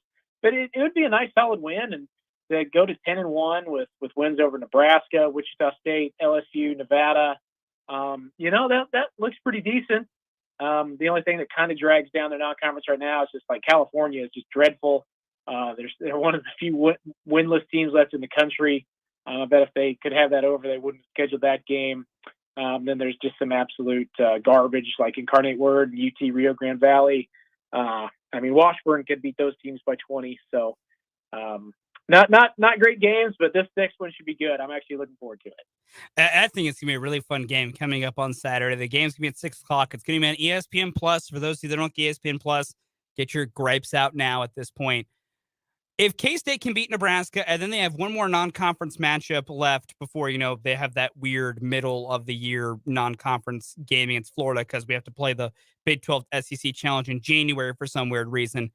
They'll basically finish majority of conference play at 11-1 before they enter conference play, and they lead off with West Virginia. Then they have Texas and Baylor both on the road back-to-back. If K-State enters Big 12 conference play at 11-1 after their non-conference schedule, what do you think K-State needs to try and do and try and accomplish over the course of their Big 12 schedule to try and set themselves up to maybe be an NCAA tournament team in Jerome Tang's first season? Well, it depends a little bit on just how strong the conference is. Absolute worst, 6-10. It feels almost crazy even saying that, but absolute worst. If they went, say they go 12-1 in non-conference, they beat Nebraska, Radford, and Florida, and then add 6 conference wins on top of that, they'd have 18 overall. That honestly might be enough to get them into the NCAA tournament. Some people might have to hold their nose there because 6-10 traditionally isn't good enough. But that would give them a prayer. I think 7-11, which would give them a better shot. And that's actually what Iowa State did last year, and that's kind of what Kansas State fans have been hoping all along this team would be. A group that could come out and put a good non-conference together, win just enough games to make the NCAA tournament, and then win a few games there. Iowa State last season under their new coach was in the Sweet 16. And it's just crazy how strong the Big 12 is because, they went to the Sweet. They were ranked before conference play started, and they made it to the Sweet 16 while only going 7-11 in conference play. So that, to me, I think should kind of be their goal. Get 7, 8, 9 wins in there, finish middle of the pack, and punch your ticket to the dance. I think that's what they'll probably try. That'll be a realistic goal. But, Jerome Tang didn't come here to finish, 7th either. So I'm sure coming into this thing, he'll be thinking, why can't we compete for first? I don't think they can do that, but that's what he'll be thinking. All right, Kellis, my last 2 questions for you, my 2 for the road here. You, much like me, are of the belief that there is not such a thing as too many college football bowl games, and that we don't need to we need to keep this massive amount of bowl games that we do have, because it's very entertaining and really is a great way to end the college football season. That being said, our list today was our favorite college football sponsors, bowl names, just the favorite names of bowls that exist. For this year, what are some of your favorite bowl game sponsors, titles? What are some of the most fun bowl game titles that we have for this year, do you think? Cheez-It has to be on top. I love that they bought the full-out naming rights. Like, nobody calls it the Cheez-It Citrus Bowl anymore, or the Cheez-It Tangerine Bowl, whatever it may have been before the Cheez-It took over. No, it's just the Cheez-It Bowl. The trophy is the cracker. We're going to douse the coach in Cheez-Its. And Cheez-Its actually tastes pretty good. So I think that's probably the best one. Tony the Tiger sounds like a pretty good bowl sponsor. Duke's Mayo, I always get a kick out of watching their game and seeing people eat ridiculous, combinations of things with mayonnaise. But those would be kind of the ways I'm going. Idaho potatoes, you can do a lot of things with those. I like that too. And it's always just seemed weird to me. Like, Jimmy Kimmel really sponsors the bowl. There's a Jimmy Kimmel Bowl. That's nuts. I hope one day that I'm famous enough that I can just throw money at a bowl and say, name it the Kellis Robinett Bowl. That would be awesome. Kellis, all I know is I would help you get whatever sponsorship we needed to create the Kellis Robinett Bowl. It would be hilarious and fantastic. We need more things like this for bowl games going forward. My last question here for you, Kellis, I'll get an early prediction for you on it. Who do you think is winning the college football playoff this year? Georgia. And it kind of pains me to say that. I wish somebody else would do it.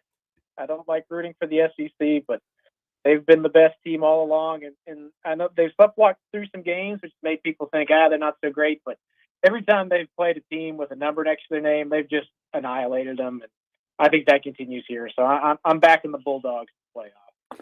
I'm with you. I'd also maybe like something different, but it's probably going to be Georgia because they feel like they're playing a different sport than everybody else. Kellis, thank you so much, my friend, for joining us. Have a great rest of the week. All right. You too. Yeah, it was Kellis Robinett, reporter for the Kansas City Star and the Wichita Eagle. Always fun to have Kellis join us. That'll do it for this 1 o'clock hour of Mic'd Up. Coming up in the 2 o'clock hour, we'll hear from Kansas City Chiefs quarterback Patrick Mahomes.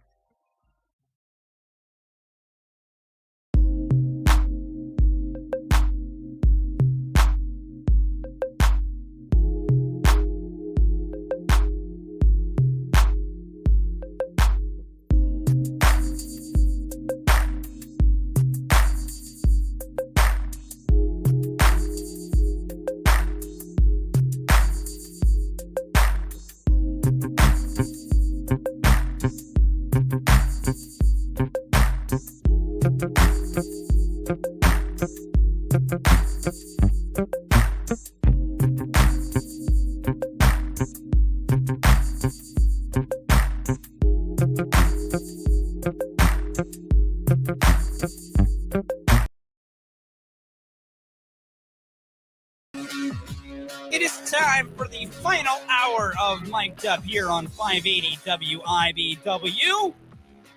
Fulton Caster with you riding solo because again, Jake had the day off today. Jake will be back tomorrow. Whether that makes some of you excited, makes some of you sad, they're a part of the spectrum you're on. Just know Jake will be back tomorrow through the rest of this week. I want to thank you all for being a part of the show today. There's still this 1 hour left. So if you want to be a part of the show here in the final hour, you can join in two ways. Either on our Big O Tires text line. You can text in at 785-272-9429 or hop into the comments of our YouTube live stream, which there's now a much easier way to get to our live stream. It's very simple. You no longer have to go to youtube.com. You can sit here and go to 580wibw.com, and right there on the page is this live stream. It's right there. You just got to click the play button, and you'd find it. It's sitting right there on the front page. We made it even easier than ever before for you to be able to be a part of the show and watch the show live on our live stream by embedding it right there on our website, 580wibw.com. You can hop into the comment sections of the live stream as well.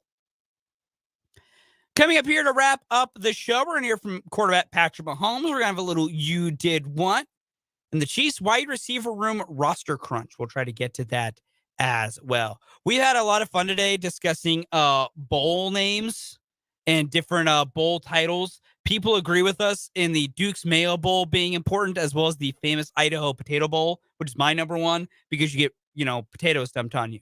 Kellis Robinett discussed the Cheez-It Bowl, which is important because your trophy is a big Cheez-It and you get Cheez-It dumped on you. Very entertaining. And then also over here on Twitter, Dan Lucero, 580 Sports Talk, chimed in on our Twitter about our list. Dan brings up the legendary Poland Weed Eater Bowl that used to exist many, many years ago. A great bowl name.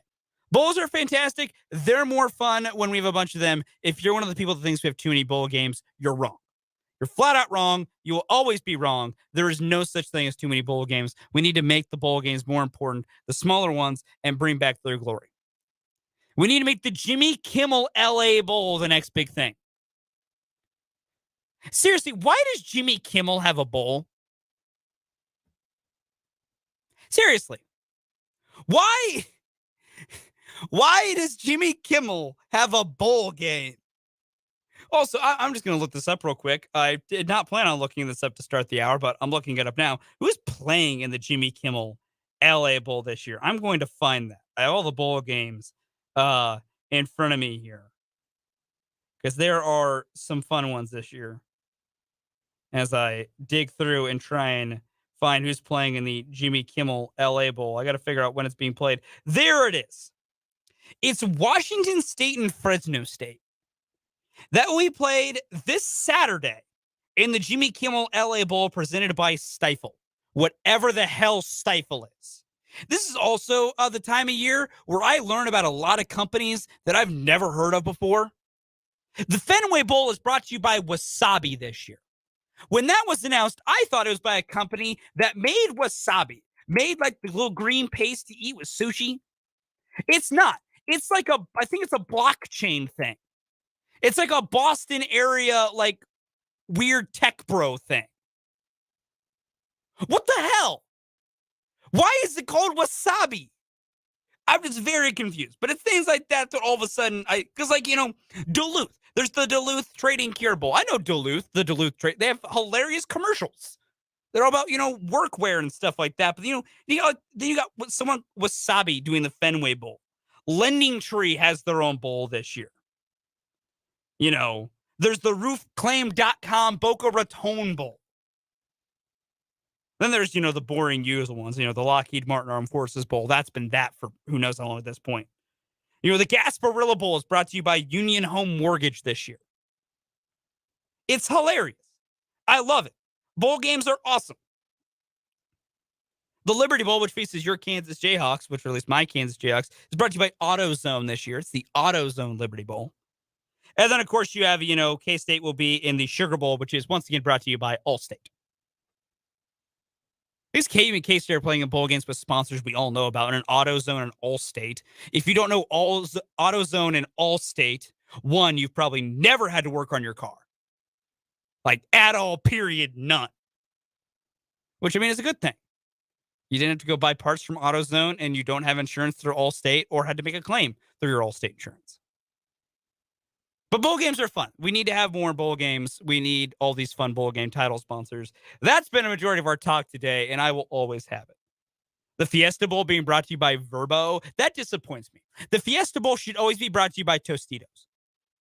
It should always be the Tostitos Fiesta Bowl. I think we should legally require Verbo to rescind their contract rights, and Verbo has to give it back to Tostitos.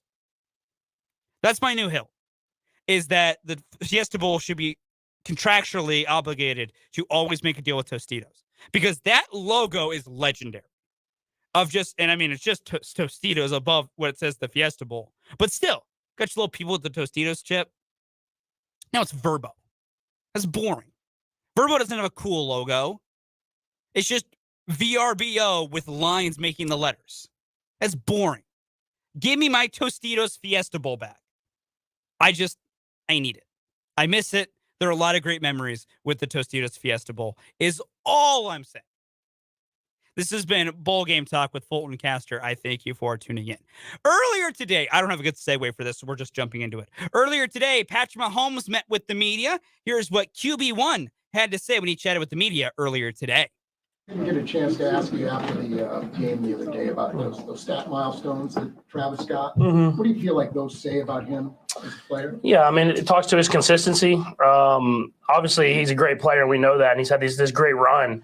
But if you look at his career, he's just been consistently great every single year. And that tight end position is hard. You take a beating, you're blocking, you're catching over the middle, taking hits, and he just prepares himself the right way that he can be out there and available for us every week. So truly great player and a great teammate for sure. You feel like those things mean a lot to him?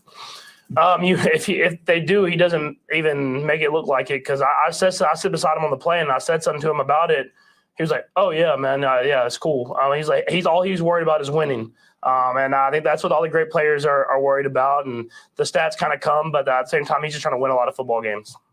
Your coach just basically said that if you do throw an interception, you will spend all week long looking at what you could do different, and review. So after last week's game, what have you kind of seen? Is there any kind of something you found yourself in a pattern, or what you've observed? Yeah, I think it's just more of me just taking what's there and not trying to force it. If it's not there, throw the ball away, especially when we're in field goal range. And then when I'm trying to dirt the ball, don't leave it where the guy can get his hand underneath it and pick it. So it's just a couple bad mistakes throughout the game. But when you look at the tape, I thought I played pretty good other than those 3 picks. So just trying to clean those up. Patrick, I think this is the first time you will play in Texas. I recognize it's quite a bit of distance from where you're from, but still, does that mean anything to you? Do you have extra people coming because of that or anything? Yeah, I have a couple extra people coming. It's first time I'm playing in the state of Texas, and I went to the Cowboy Stadium my first year, and when we played down there and didn't get to play, but to get down to Houston, it's like a 3.5-hour trip from Tyler, Texas. I'm sure there'll be more people than I even know that are coming down to watch the game, but it'll be cool to kind of see some people and they'll get to see me play in my home state for sure. How impressed are you with the Andy Reid's play design when it comes to the screen game, and what do you think goes into having such success with that for you guys? Yeah, I think we just do a great job of tying plays together. I think that's the biggest thing is we make it all look like it's the same. And when he's just really good at calling it, the timing. I mean, it seems like every time he calls a screen, it's on a pressure and it's called right into it. So it's a thing where the coaches do a great job of designing it and tied it all together. And then Coach Reid does a great job in EB of calling it at the right time whenever it gets open and can get a lot of extra yards. Patrick, the Mahomes seem to do a pretty good job of mixing between blitzing and then dropping a lot of guys. Curious, within the play designs, like does every play have I got a guy I go to if they drop 8, and I got a guy I go to or is there sometimes that, oh wow, we're just kind of screwed. Like we thought they were going to do this and they went the other way, and I don't really have an out here. Yeah, I mean, most times there's either a guy that I have a hot that I can throw to, or we have guys that can kind of work whenever drop 8 comes. They do a good job of calling those good versus all plays. But I mean, obviously there's sometimes when you call a game plan specific play that you want to get a certain coverage or a certain look, and they might do something that was game plan, unscouted. And so they got us a couple times throughout the game, but we did a great job of kind of settling in there and getting to those good versus all plays because we knew that they were doing a little bit of different stuff, especially in the late second quarter, early third. Against the blitz, I saw that 13 to 15, 2 touchdowns. I mean, that happens a lot when they blitz you. The numbers, your numbers against that are really good. You're at the end of the game. I can't believe they did that this many times. Yeah, I mean it's a hard position for a defense to be in. I mean there was a couple times in the game that I didn't throw the ball where they got sacks because they were blitzing. So whenever defense is trying to give you different looks, when you have a talented offense, there's going to be times where they're going to blitz and give up yards. But at the same time, they have to live with that if they're able to make the tackle because then they're hoping they blitz and get negative plays as well. Patrick, when you're in the moment there with everything, you said after the game, trust me, I know when I messed up and you're kind of hot on the sideline. Talk about the process of trying to calm down. You still got more game to go with Andy and EB and everybody on the sideline there, trying to make sure you just make the right adjustments going forward. Yeah, you just kind of have to flush it and keep playing. I mean, obviously, I knew that those 2 turnovers before half were big, kind of kept them in the game and got the momentum back on their side. But I think you see me on the sideline, I'm talking to the guys, and I'm like, we're going to have to score again. We're going to have to put up another touchdown to win this game. And it's about keeping the bigger picture in mind. I mean, obviously, it stinks at that time when you throw an interception, but we're still up in the ball game. We still have to find a way to win the game. So how are we going to do that? And that just kind of hit the move on and keep going. What was your first read right on that? Like after the game, you pretty much know what you did. When you go back and look at those plays where the interception happened, were you right after the game, or do you see something different when you go back and look at tape? Yeah, I mean, the first one, I thought I could have got to an easier completion instead of trying to force it into Travis. The second one, like I said, I was trying to just dirt the ball. I just did throw it too far. I was trying to just not get intentional ground. I'm in the pocket and throw it away kind of behind Sky on the ground, and he makes a great play on it. And then the third one was just I forced it, try to put it in a window that wasn't really there. So you have a good feel for it because you can see it on the tablet and on there on the sideline. But I think what makes you more upset is kind of like the first. I feel like I had other guys open that I could have got the ball to. So that's the only one that I really feel like I made a decision. I could have made a different decision to kind of help the team out. Patrick, on your third touchdown against Denver, everybody's watching you sort of scramble and obviously extend the play, but what jumped out to you, I guess, in the moment in finding Juju, and then if you're looking at it on the tablet or looking at it on film afterwards, what did you think Juju did well there to stay open for you? Yeah, he just stayed alive. I mean, he's kind of a guy who's trying to attract people so he can get Travis open, and obviously they dropped right into where he wanted to throw the football. And so instead of just kind of running off and letting the play in, he just kept working, and you could see it, I think, from the back end zone view of he's moving side to side, trying to find a way to give me a spot to throw the football. And so he got open. I was able to give him the ball in a big moment. But it's going to take that. I mean, not every play is going to be perfect. We're going to have to be able to make some plays whenever the play call isn't perfect. And so I thought he did a great job of continue to work and not giving up on it. You never played for Mike Leach, but you kind of did. Mm-hmm. Yeah. I just want to know what your thoughts on Mike and what kind of influence, I mean, by extension, did he have on you? Yeah, I mean, a huge influence. I mean, the way that I play the sport, I feel like it fits that scheme very well of just finding good space throughout the field. And even though you might not say you have like that Mike Leach coach in the NFL, I feel like a lot of his schemes and type of how to play is kind of infiltrated the NFL. And so obviously he was Coach Kingsbury. That was his coach. I think I was Leach's first quarterback and influenced him to become a coach. I learned from Coach Kingsbury, so I feel like I've learned from Mike Leach himself. So just prayers to his family, man. I mean, obviously a sad deal, but his impact will be known for a long time around the NFL and around college football as well. You ever get to know him at all? I didn't get to meet him, but I mean, I knew a lot of people that knew him. I mean, I've worked a little bit with Graham Harrell, who has obviously played with them and coached with them at Washington State. Obviously Eric Morris, another offense coordinator I had at Texas Tech, was there. I mean, there's so many people that I've known that have known him and told about the amazing stories I think everybody's heard of the characteristics that he has. But I mean, he loved football and he made a huge impact on the game. Did you run a similar thing in high school? I mean, everyone in Texas runs some sort of a spread. If some of that went to Tech and some of it came from Tech to everywhere, were you running that the whole time you were in high school? Yeah, I ran the exact same offense. My coach in high school went to Texas Tech, so he kind of had that same style of offense. I went on visits there, and I was trying to learn what they were doing to add it into our offense. And so it's a great offense to run, especially when you want to score points. And I wanted to score a lot in high school. Similarly, did Coach Cook actually play? He was walk-on. Yeah. Did he actually play for Cliff? I would assume so. Just I don't even know honestly off the top of my head, but I would assume so that he was under that same coaching staff. But if you look at that coaching staff and the players that they had, I mean, there's coaches all around college football that are in that now in the NFL as well. And so, like I said, he made a tremendous impact on the game of football itself. And like I said, prayers to his family on this time. Patrick McColl will begin his ramp-up process. I guess we'll see about this week, but what do you feel like you maybe have missed in that weapon in particular in the offenses? Yeah, I think getting McColl and KT back will just add another dimension. I mean, obviously they can do the jet sweeps and stuff like that, but just adding that speed to the field, it makes teams have to honor it. And obviously Marquez has done a great job of filling that role, and so has Sky. But just to continue to add speed to any offense like that those two guys have, I think it'll open up everybody else because you have to really account for those two guys in every play. Sam? Patrick, when you mentioned earlier, you go back and look at one of those interceptions that somebody else is open. How often does that happen throughout a game when it doesn't result in interception, even if it's a completion? I mean, I'm guessing that's a handful of times.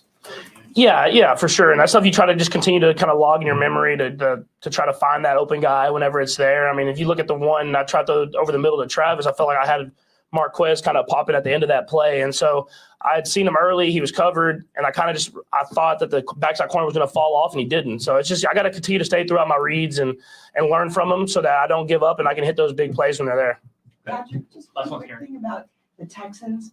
The record really isn't something that everybody's, jumping up and down about, but a Lovie Smith team, is there anything that you look at that you want to be concerned about or focus on? Yeah, I mean, they're well coached. I mean, they play hard. They're well coached. Obviously, Lovey's done a lot of great things in the league. And so it just you gotta go in there with the mentality. You have to play your best football. I think you saw last week. I mean, they played a great football team in the Cowboys, and they were down there where they probably should have won. So in this league, you can take no one for granted. I mean, those are NFL players. They have a lot of talented young guys that play really hard, and we understand it'll be a great challenge for us. So we're going to have to go out there and play our best football to win. I always love the comments of, got to play our best football to win. Do we need, we have to beat everybody. Anybody can beat anybody any given Sunday, the rah, all that stuff. That stuff always makes me laugh because there are times they don't believe it. Like, sure, Mahomes saying, well, it's a Lovie Smith coach defense. They almost beat Dallas. We need to make sure we take them seriously and all these different little things. Justin Reid, we're not going to hear from him today, but he spoke as well with the media today. And he commented on the quarterback situation. They have, Davis Mills and Kyle Allen there in Houston. He was like, I think I got an interesting quarterback situation over there. And it's like, well, yeah, that's one way to word it. The other way to word it is they have two bad quarterbacks. Like, the Texans are 1-12 now, 1-11-1. I don't know. They're bad. They're really bad. I also have an extra hatred of the Texans because their two games they didn't lose this year both came against my Survivor Bowl teams. Seriously, I did that twice. They tied with Indianapolis to begin the year. That screwed me over. And their one win was the week I picked against them. I have a special hatred of the Houston Texans right now. But I do find it funny because I wish sometimes players could just be honest, and they never will, and I understand it. You can't just sit here and basically insult the team and say we're not taking them seriously because they're bad. But it'd be fun if they could, because some of those, Mahomes ain't taking, yeah, sure, it's a Lovie Smith team. Mahomes is not taking the Texans extra seriously because they almost beat Dallas. They have one win on the year. The Chiefs should be favored by $1 billion. I actually don't know. Let's see what that line is at. I actually have not checked it at all. I'm gonna go to our friends at FanDuel to figure out what that line is at. But it's like, can you just be brutally honest with the fact of like, no, I'm not taking this team seriously because they have one win and they're bad. And I know if we play our C+ game, we'll probably win by 2 touchdowns. It's like, it's all those little things. I'm just like, how I just wish we could say those things because it would be funnier. And that's the way I very much want it to be thought of. It would just be funnier if we could say those things, but we're not going to be able to. It's never going to be said for any team. They're always going to be like, oh, we'll give them our best shot and blah, blah, blah. Yeah, the Chiefs are a 14-point favorite right now. 14. They're not worried about a Lovie Smith coach defense. They're not worried about what the Texans bring to the table. They're not. The Chiefs should be able to roll out of bed, and as long as they don't throw 1 billion interceptions and fumble the ball constantly, they'll win pretty easily. Because Houston's not good. I'll give Houston credit. They did a great job competing against Dallas. They also don't have Dameon Pierce, their starting running back, who is the entire Texans offense. They've only been good when Dameon Pierce can run the football. They don't have him, which means it's going to be Rex Burkhead leading the running back room. Ain't worried about Rex Burkhead. And then Davis Mills probably under center, throwing to Nico Collins and Brandon Cooks, if either of them are healthy. So it's one of those things to where not particularly worried, and it would be more entertaining if players could say those things. They never will, but it would be more entertaining if they could say those things. It would just, it'd make me laugh a little bit more if they did so, but they won't. It is what it is, but it is very entertaining going forward. The Chiefs have to play the Texans, and you'll have to say things like, oh, we're taking them seriously. No, you're not. And that's okay, because good Lord, are the Texans bad. And we'll break down that more as the week goes on. We'll take another time out. When we come back, it's time for You Did What here on Mic'd Up.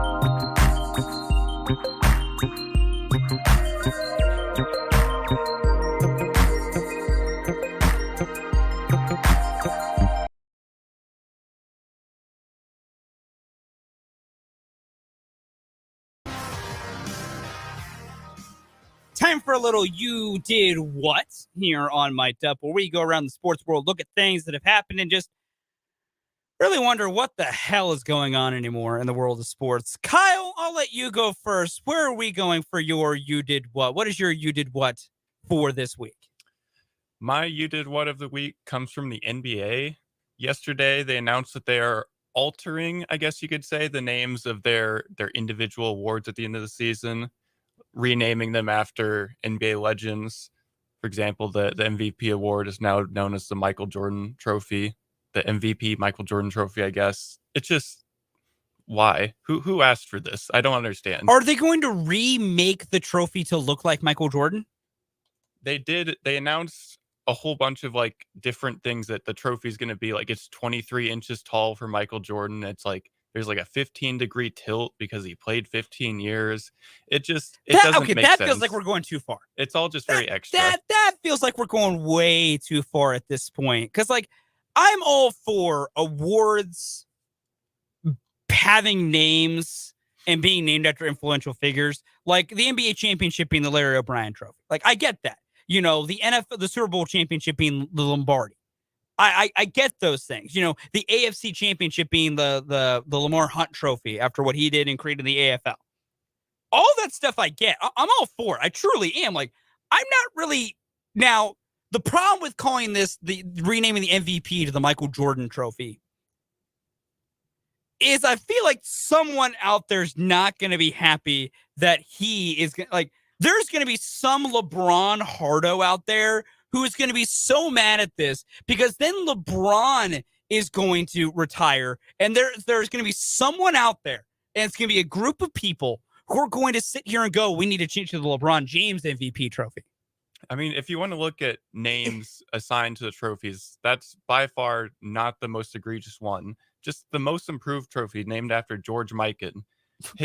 His rookie season, he averaged 28.3 points per game, and he never averaged more than 28.4.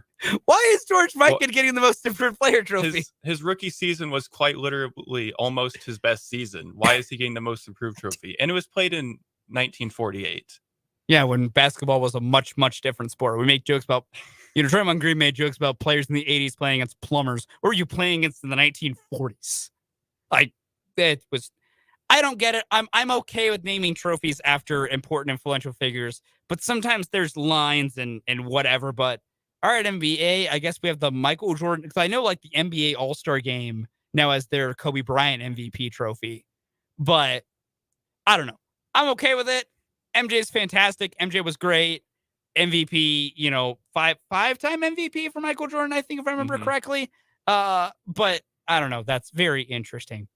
My You Did What for today. This news was, I'm not going to call it broke, but first mentioned heavily on the airwaves of 580 WIBW yesterday afternoon. Brendan and Dan during 580 Sports Talk brought this up when it first came out near their headline segment. But I really want to touch on this more. So the Atlanta Falcons made the announcement on Monday of this week that Desmond Ridder is going to be their starting quarterback going forward. They really made this decision during the bye week last week, but they didn't have to make any sort of announcement until this week because now they play.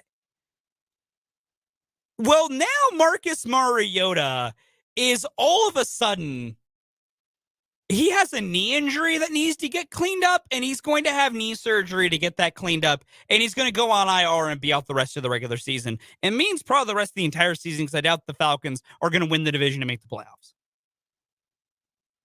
But Marcus Mariota basically said, I'm not starting anymore? All right, boys, have fun without me. I'm going to go chill at home for a little bit with my partner and my kid. Which, like, more power to you. I don't really blame him.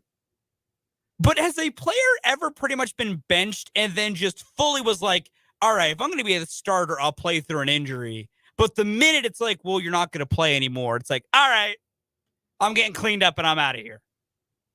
Like, what the hell? I can't help but respect it for Mariota. I mean, I respect the move. Man's still going to get paid to now sit at home and rehab a knee injury. And I mean, he definitely probably has a knee injury because no one's going to get a knee surgery to get cleaned up for a fake injury because That part is fully legit. You get knee surgery, you had something going on. I now just want to know, when did he hurt his knee? How long has he been playing through the injury? Like, is this truly been a thing that really mattered? Was he, kind of gritting through some pain for the team, which the optics make some of those things different. But I find this so hilarious that Mariota got told we're benching him. And Arthur Smith openly said it's performance-based benching. It's not we need to figure out what we have with Desmond Ridder so we know what our draft plans are, because we might be picking high enough in the draft to where we could potentially try to get another quarterback if Ridder's not the guy. It wasn't even that. It was like they straight up said, no, we are benching Mariota because we think Ridder could help us win some of these close games that we've been losing. Which doesn't make you feel good. Like, if I'm Mariota, I get it. I'm not happy. But I just, truly, a guy gets benched and then just goes, all right, I'm having knee surgery and I'm out. I'm done. See ya. You guys have fun the rest of the year. Because if he's going IR now, he's out the rest of the year. Like, there's 4 games left. You have to be out 4 games. And then, like, he could have been there to help Ridder process some things and be a mentor. Now, Logan Woodside is who they signed to be their backup quarterback. Logan Woodside has thrown 3 NFL passes. He is the most experienced veteran quarterback on the Falcons team. Their other potential quarterback would be Felipe Franks, who got moved to tight end after his rookie season because he threw 1 pass and he's been so bad.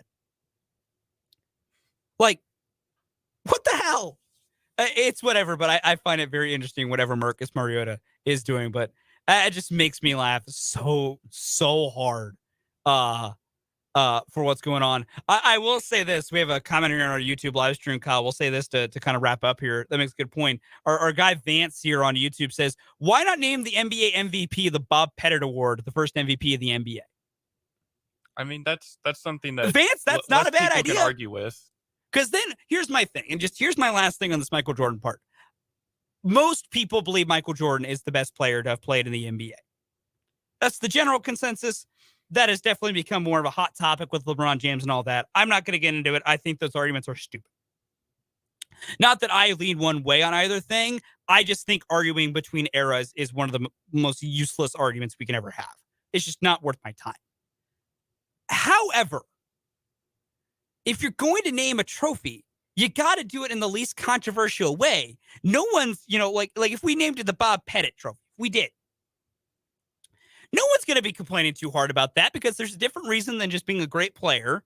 And boom, we're done here. So I don't know, but interesting to see going forward. That'll do it for You Did What today here on My Dub. We'll take a time out. When we come back, we'll look at the Chiefs wide receiver room and try to break down this roster crunch.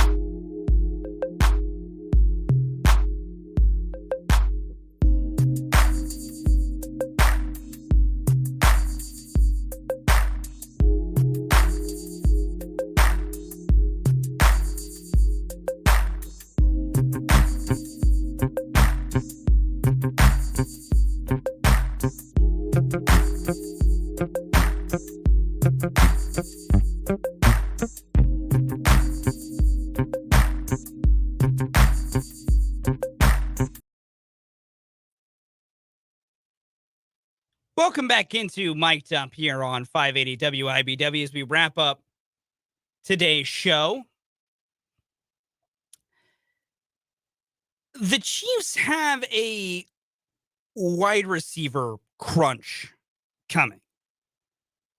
We've heard Mahomes talk about it. We've heard Andy Reid talk about it today. They are excited that McCole Hardman and Kadarius Toney, or as they're calling him KT, he's referenced a couple times that way. Is that going to be Tony's new nickname? Sure. I'm all for nicknames, but like Kadarius Toney is not a hard name to say. You can just call him Tony. I think we should work on calling him Tony Tone, so we can make some more Tony Tones jokes, which just means that I'm going to get Feels Good as a bump music and we'll be playing it religiously for any excuse to play that song because it's a fun song. It does, in fact, as the title suggests, make you feel good. It does. That's all I think about when I hear Tony's last names. I think of Tony Tones.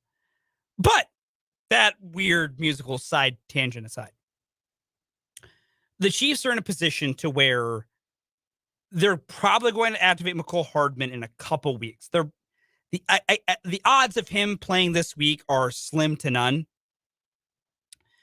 With the way the Chiefs usually take these injuries, with the way the Chiefs usually find a way to, play certain guys and how they try to do things and the slowness with which they take a lot of stuff, I highly, highly doubt McCole Hardman gets activated anytime soon. But he has a 21-day window that has now been opened, which means it's, 21 days from now. I think that's how it's just straight up 21 days. I don't think it's modified in any strange way. What that means is if it takes all 21 days, he would probably come back, as I do some really, back of the napkin math here. Yeah, that's what I thought. I wanted to make sure I was right. He would come back for the last game of the season against the Las Vegas Raiders. He'd missed the game against Houston. You got Seattle on Christmas Eve, and you got the game against Denver on New Year's Day. If he took all 21 days, he would miss every single one of those games. Then he'd be eligible and would come back against the Las Vegas Raiders on January 8th in the regular season finale. Now, there's some benefits if you wait that long. One, there's a small chance you could have the 1 seed locked up by then. I doubt it. It would require you winning your next 3 games, and it would require Buffalo losing 2 of 3. Because they'd have to be in such a position to where you're basically 2 games up, because with their tiebreaker and then winning ties, you would need them to lose 2. So then that way, when you lose 1, there's still a game behind you. The odds are the Chiefs are going to have to try and win that final game against Las Vegas. But that being said, since you're likely going to have to win that game, you're going to have to play harder. You want McCole Hardman to get, in my opinion, I would want McCole Hardman to get as much run as possible before the playoffs, because you want to knock whatever rust he's going to have off. Plus, my other thing, it comes down to this, as I've been noting a lot today, you have to figure out how the roster is going to be constructed going into the playoffs. And what are you going to do at the wide receiver spot? Do you keep all 6? That's been the big hitting point. And that's what we let off today's show with, is do you keep all 6? Do you keep all 6 of those receivers, or do you cut from somewhere else, or do you cut one of those? And if you keep all 6, where do you make the other cut from? Is it the offensive line? Is it the running back room? Is it the defensive line? Is it the linebacker room? Is it the corners? There's all these different things to wonder that the Chiefs have not really had to address. It's simpler when Clyde comes back. At some point, Clyde Edwards-Helaire is likely going to come back. His window will open here eventually. I'd have to assume he might make it back for the playoffs. When he comes back, they'll just drop Ronald Jones. Like that is the easier one when we get to it. Because that's what they'd been doing all year. They just didn't play Ronald Jones. They'll just cut Ronald Jones. They'll bring him back to the practice squad or let someone else take him. And then Clyde will be running back 3, more than likely, between him, McKinnon, and Pacheco.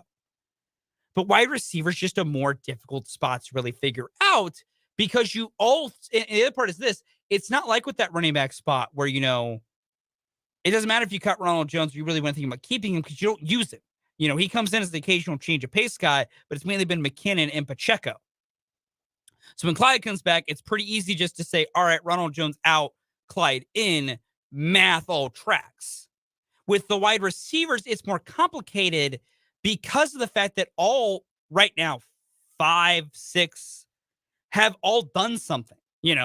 Juju's done what he's done. We know that. MVS is a good deep threat. Sky Moore's really come along as of late. Justin Watson even has a couple touchdowns this year and has been, he was targeted in the end zone against Denver. And it has been around to maybe make a few plays. Plus, Justin Watson has done your punt return. Now, on that front, when Tony comes back, he likely takes over punt return duty because that's what he was trying to do before he got hurt. So, in that case, that's those 4. And then you bring up the fact of Hardman and Tony, who each were playing well before they got hurt. Before Hardman got hurt and had this abdominal injury that ended up placing him on IR, he's really starting to be used in a fashion that's more useful to him. He's being used as this gadget player on his jet sweeps, on his little swing routes and bubbles and stuff like that, just putting the ball in his hand and letting him go. You have to imagine to do that again. Mahomes noted it today. He's excited for Hardman to come back because of what he can add to the offense. Same thing with Tony. As they add such an interesting, dimension to the offense, they have these different pieces and things you can do with them. So that's nice and important. So that is another reason you can have both those guys. It's just a question at receiver you never really had to have. Because and it's a good problem to have. Most teams, if they go to 5 receivers or hell, even 6, that last guy is really just special teams and doesn't do anything on the field. Think about when it's been Reese Fountain or it's been Marcus Kemp. They're wide receivers in name only. They're mainly just there for special teams. But right now, the Chiefs, anytime they've had receivers, it's because they all can do something in the flow of the offense, which is important and is helpful and is nice to see. But it means you don't want to cut any of them, or even more importantly, you don't really want to make any of them inactive on game day. So this even goes beyond what's the roster numbers just to have the 6 guys on the 53. Then it comes into who's inactive on game day at the receiver spot. Would you go super conservative at running back and only have 2 running backs active plus Michael Burton? And make Ronald Jones inactive? That's dangerous because what if one of your running backs goes down? Now you're kind of in a weird spot with what you do. Granted, Sky Moore's gotten some looks in the backfield that is some kind of gimmicky plays, so you could do some funky things there, but still. What would you do if either McKinnon or Pacheco went down? You want to ride one of those guys for the rest of the game as the only running back. You want offensive line depth, so you really don't want to have to make another extra offensive lineman inactive. But you could try to get through the day with only 6 or 7 linemen active. It's these types of questions no one really thinks about until they come through. And it's a problem that the Chiefs have been fortunate to avoid because that's where the injuries where they're not always great and you don't like it when guys are hurt. You really don't like it when guys are hurt because you want them to play well and you want them to get all the reps they can get. But there was an advantage to it in the fact that the Chiefs didn't have to ask themselves these questions. It was just, we'll cross that bridge when we get to it. Just now we're approaching the bridge. And now we have to decide who gets to come across the bridge with us and who gets left behind on the shore. If it's me, like I said earlier, I would have all 6 receivers at least be on the 53. I would find a different spot to cut a body. For me, I look at who's dead weight in the defensive line room. And I know that can be a semi-dangerous proposition because, the thought is, that's already a spot where the Chiefs aren't, getting consistent production overall. Why would you thin a body out? But for me, it comes down to the guys on the back end of that potential room aren't really contributing anything. You can make some other things work and get creative if you had to on numbers.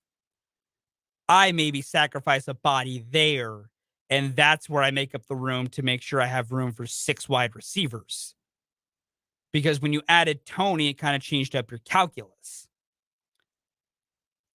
I don't know if I'd really cut from anywhere else or if there's any other spot you really could cut from. I think linebacker, they all have their purpose, and there's a reason they're all usually there. Your secondary is L'Jarius Sneed and the rookies. You don't really want to make any of them inactive without they're done. Safety spot, you'd like them all to be active with Thornhill and Reid and Bush and Cook. Mainly because Bush and Cook have really helped you on special teams, really lighten some guys up and hitting hard and hitting well. So you really don't want to have to worry about cutting those spots as well. So it's just defensive lines where I probably cut from to make the room to do it. And then on game days, I figure out where I'm willing to be more thin, and I keep all 6 guys active because they all bring a different dimension. With Juju, with MVS, and even with Sky and then Hardman and Tony, those 5 you consistently want out there in some way because they can all bring something to the offense in the flow. And then Watson's a nice body to have. And also, more importantly, Watson's good to have active as a backup punt returner because let's say Tony goes back out there and punt returns again, he could hurt that hamstring again. And then all of a sudden you're putting Sky Moore back there on punts and you don't want to do that. So that's one of those reasons of emergencies. I'd want to make sure that Watson's active on game days. So it's all those little things that matter when you're trying to figure out what to do with your team going forward. And I'm interested to see what the Chiefs do. We all have our thoughts and we all have what we think they should do and could do. And I can do this exercise ad nauseum on who I make active, who I make inactive, who do I cut, all those different things. We won't know until the Chiefs have to do it.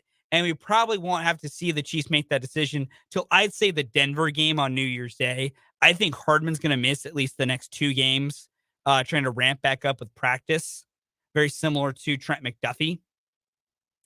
And then, near the end of the window, we'll get him activated. I would like to see the Chiefs activate him in time for the Denver game to give him 2 games in the regular season to really get acclimated, to really, shake off some of that rust and get back into the flow of how this team plays and how this offense plays. That would be my way to do it and would be my suggestion. The Chiefs know better than me. Andy Reid's coached, so much football. He knows better, knows his players better. But that's just what I think they should do. I'm hoping Kadarius Toney gets back into it this week, even if he's on a pitch count, because I think he needs to get back into the flow. And if his hamstring's feeling better, kind of work it out, get him back in there. And also he just adds a dimension to the offense that is so nice to see, that it would be nice to see him get out there and get a chance to play well and get a chance to really try to work through and do some things with this team going forward. So who knows what they're going to do there, and who knows what they're going to be deciding to do with this receiver room, but they have questions.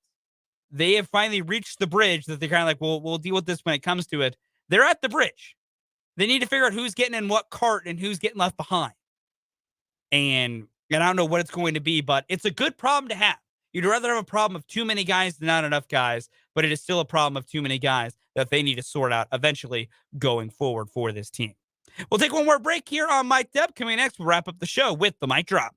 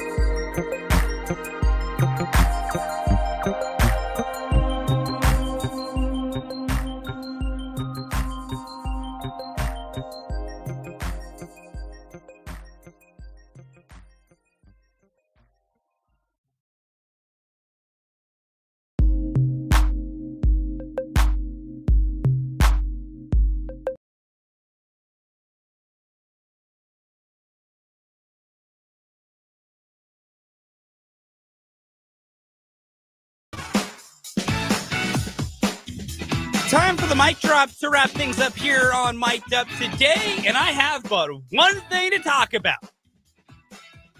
David Beatty is back in college football, folks. David Beatty is officially returning to college football as a member of Tom Herman's Florida Atlantic staff. He will be the wide receivers coach. This is funny. And I want to make this very clear. I have no real ill will towards David Beatty. I was at the press conference when it basically was announced that he would be stepping down, and he got very emotional, and it was an emotional press conference. David Beatty seems like a wonderful guy. I have no ill will towards him there. Him as a football coach, I don't know.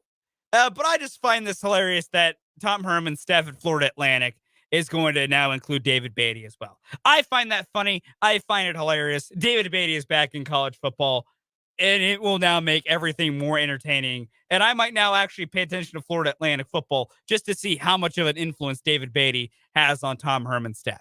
It's funny. It's hilarious. David Beatty is back in college football, folks. That'll do it for Mic'd Up here today. Coming up next year on 580 WIBW, 580 Sports Talk with Brendan and Dan.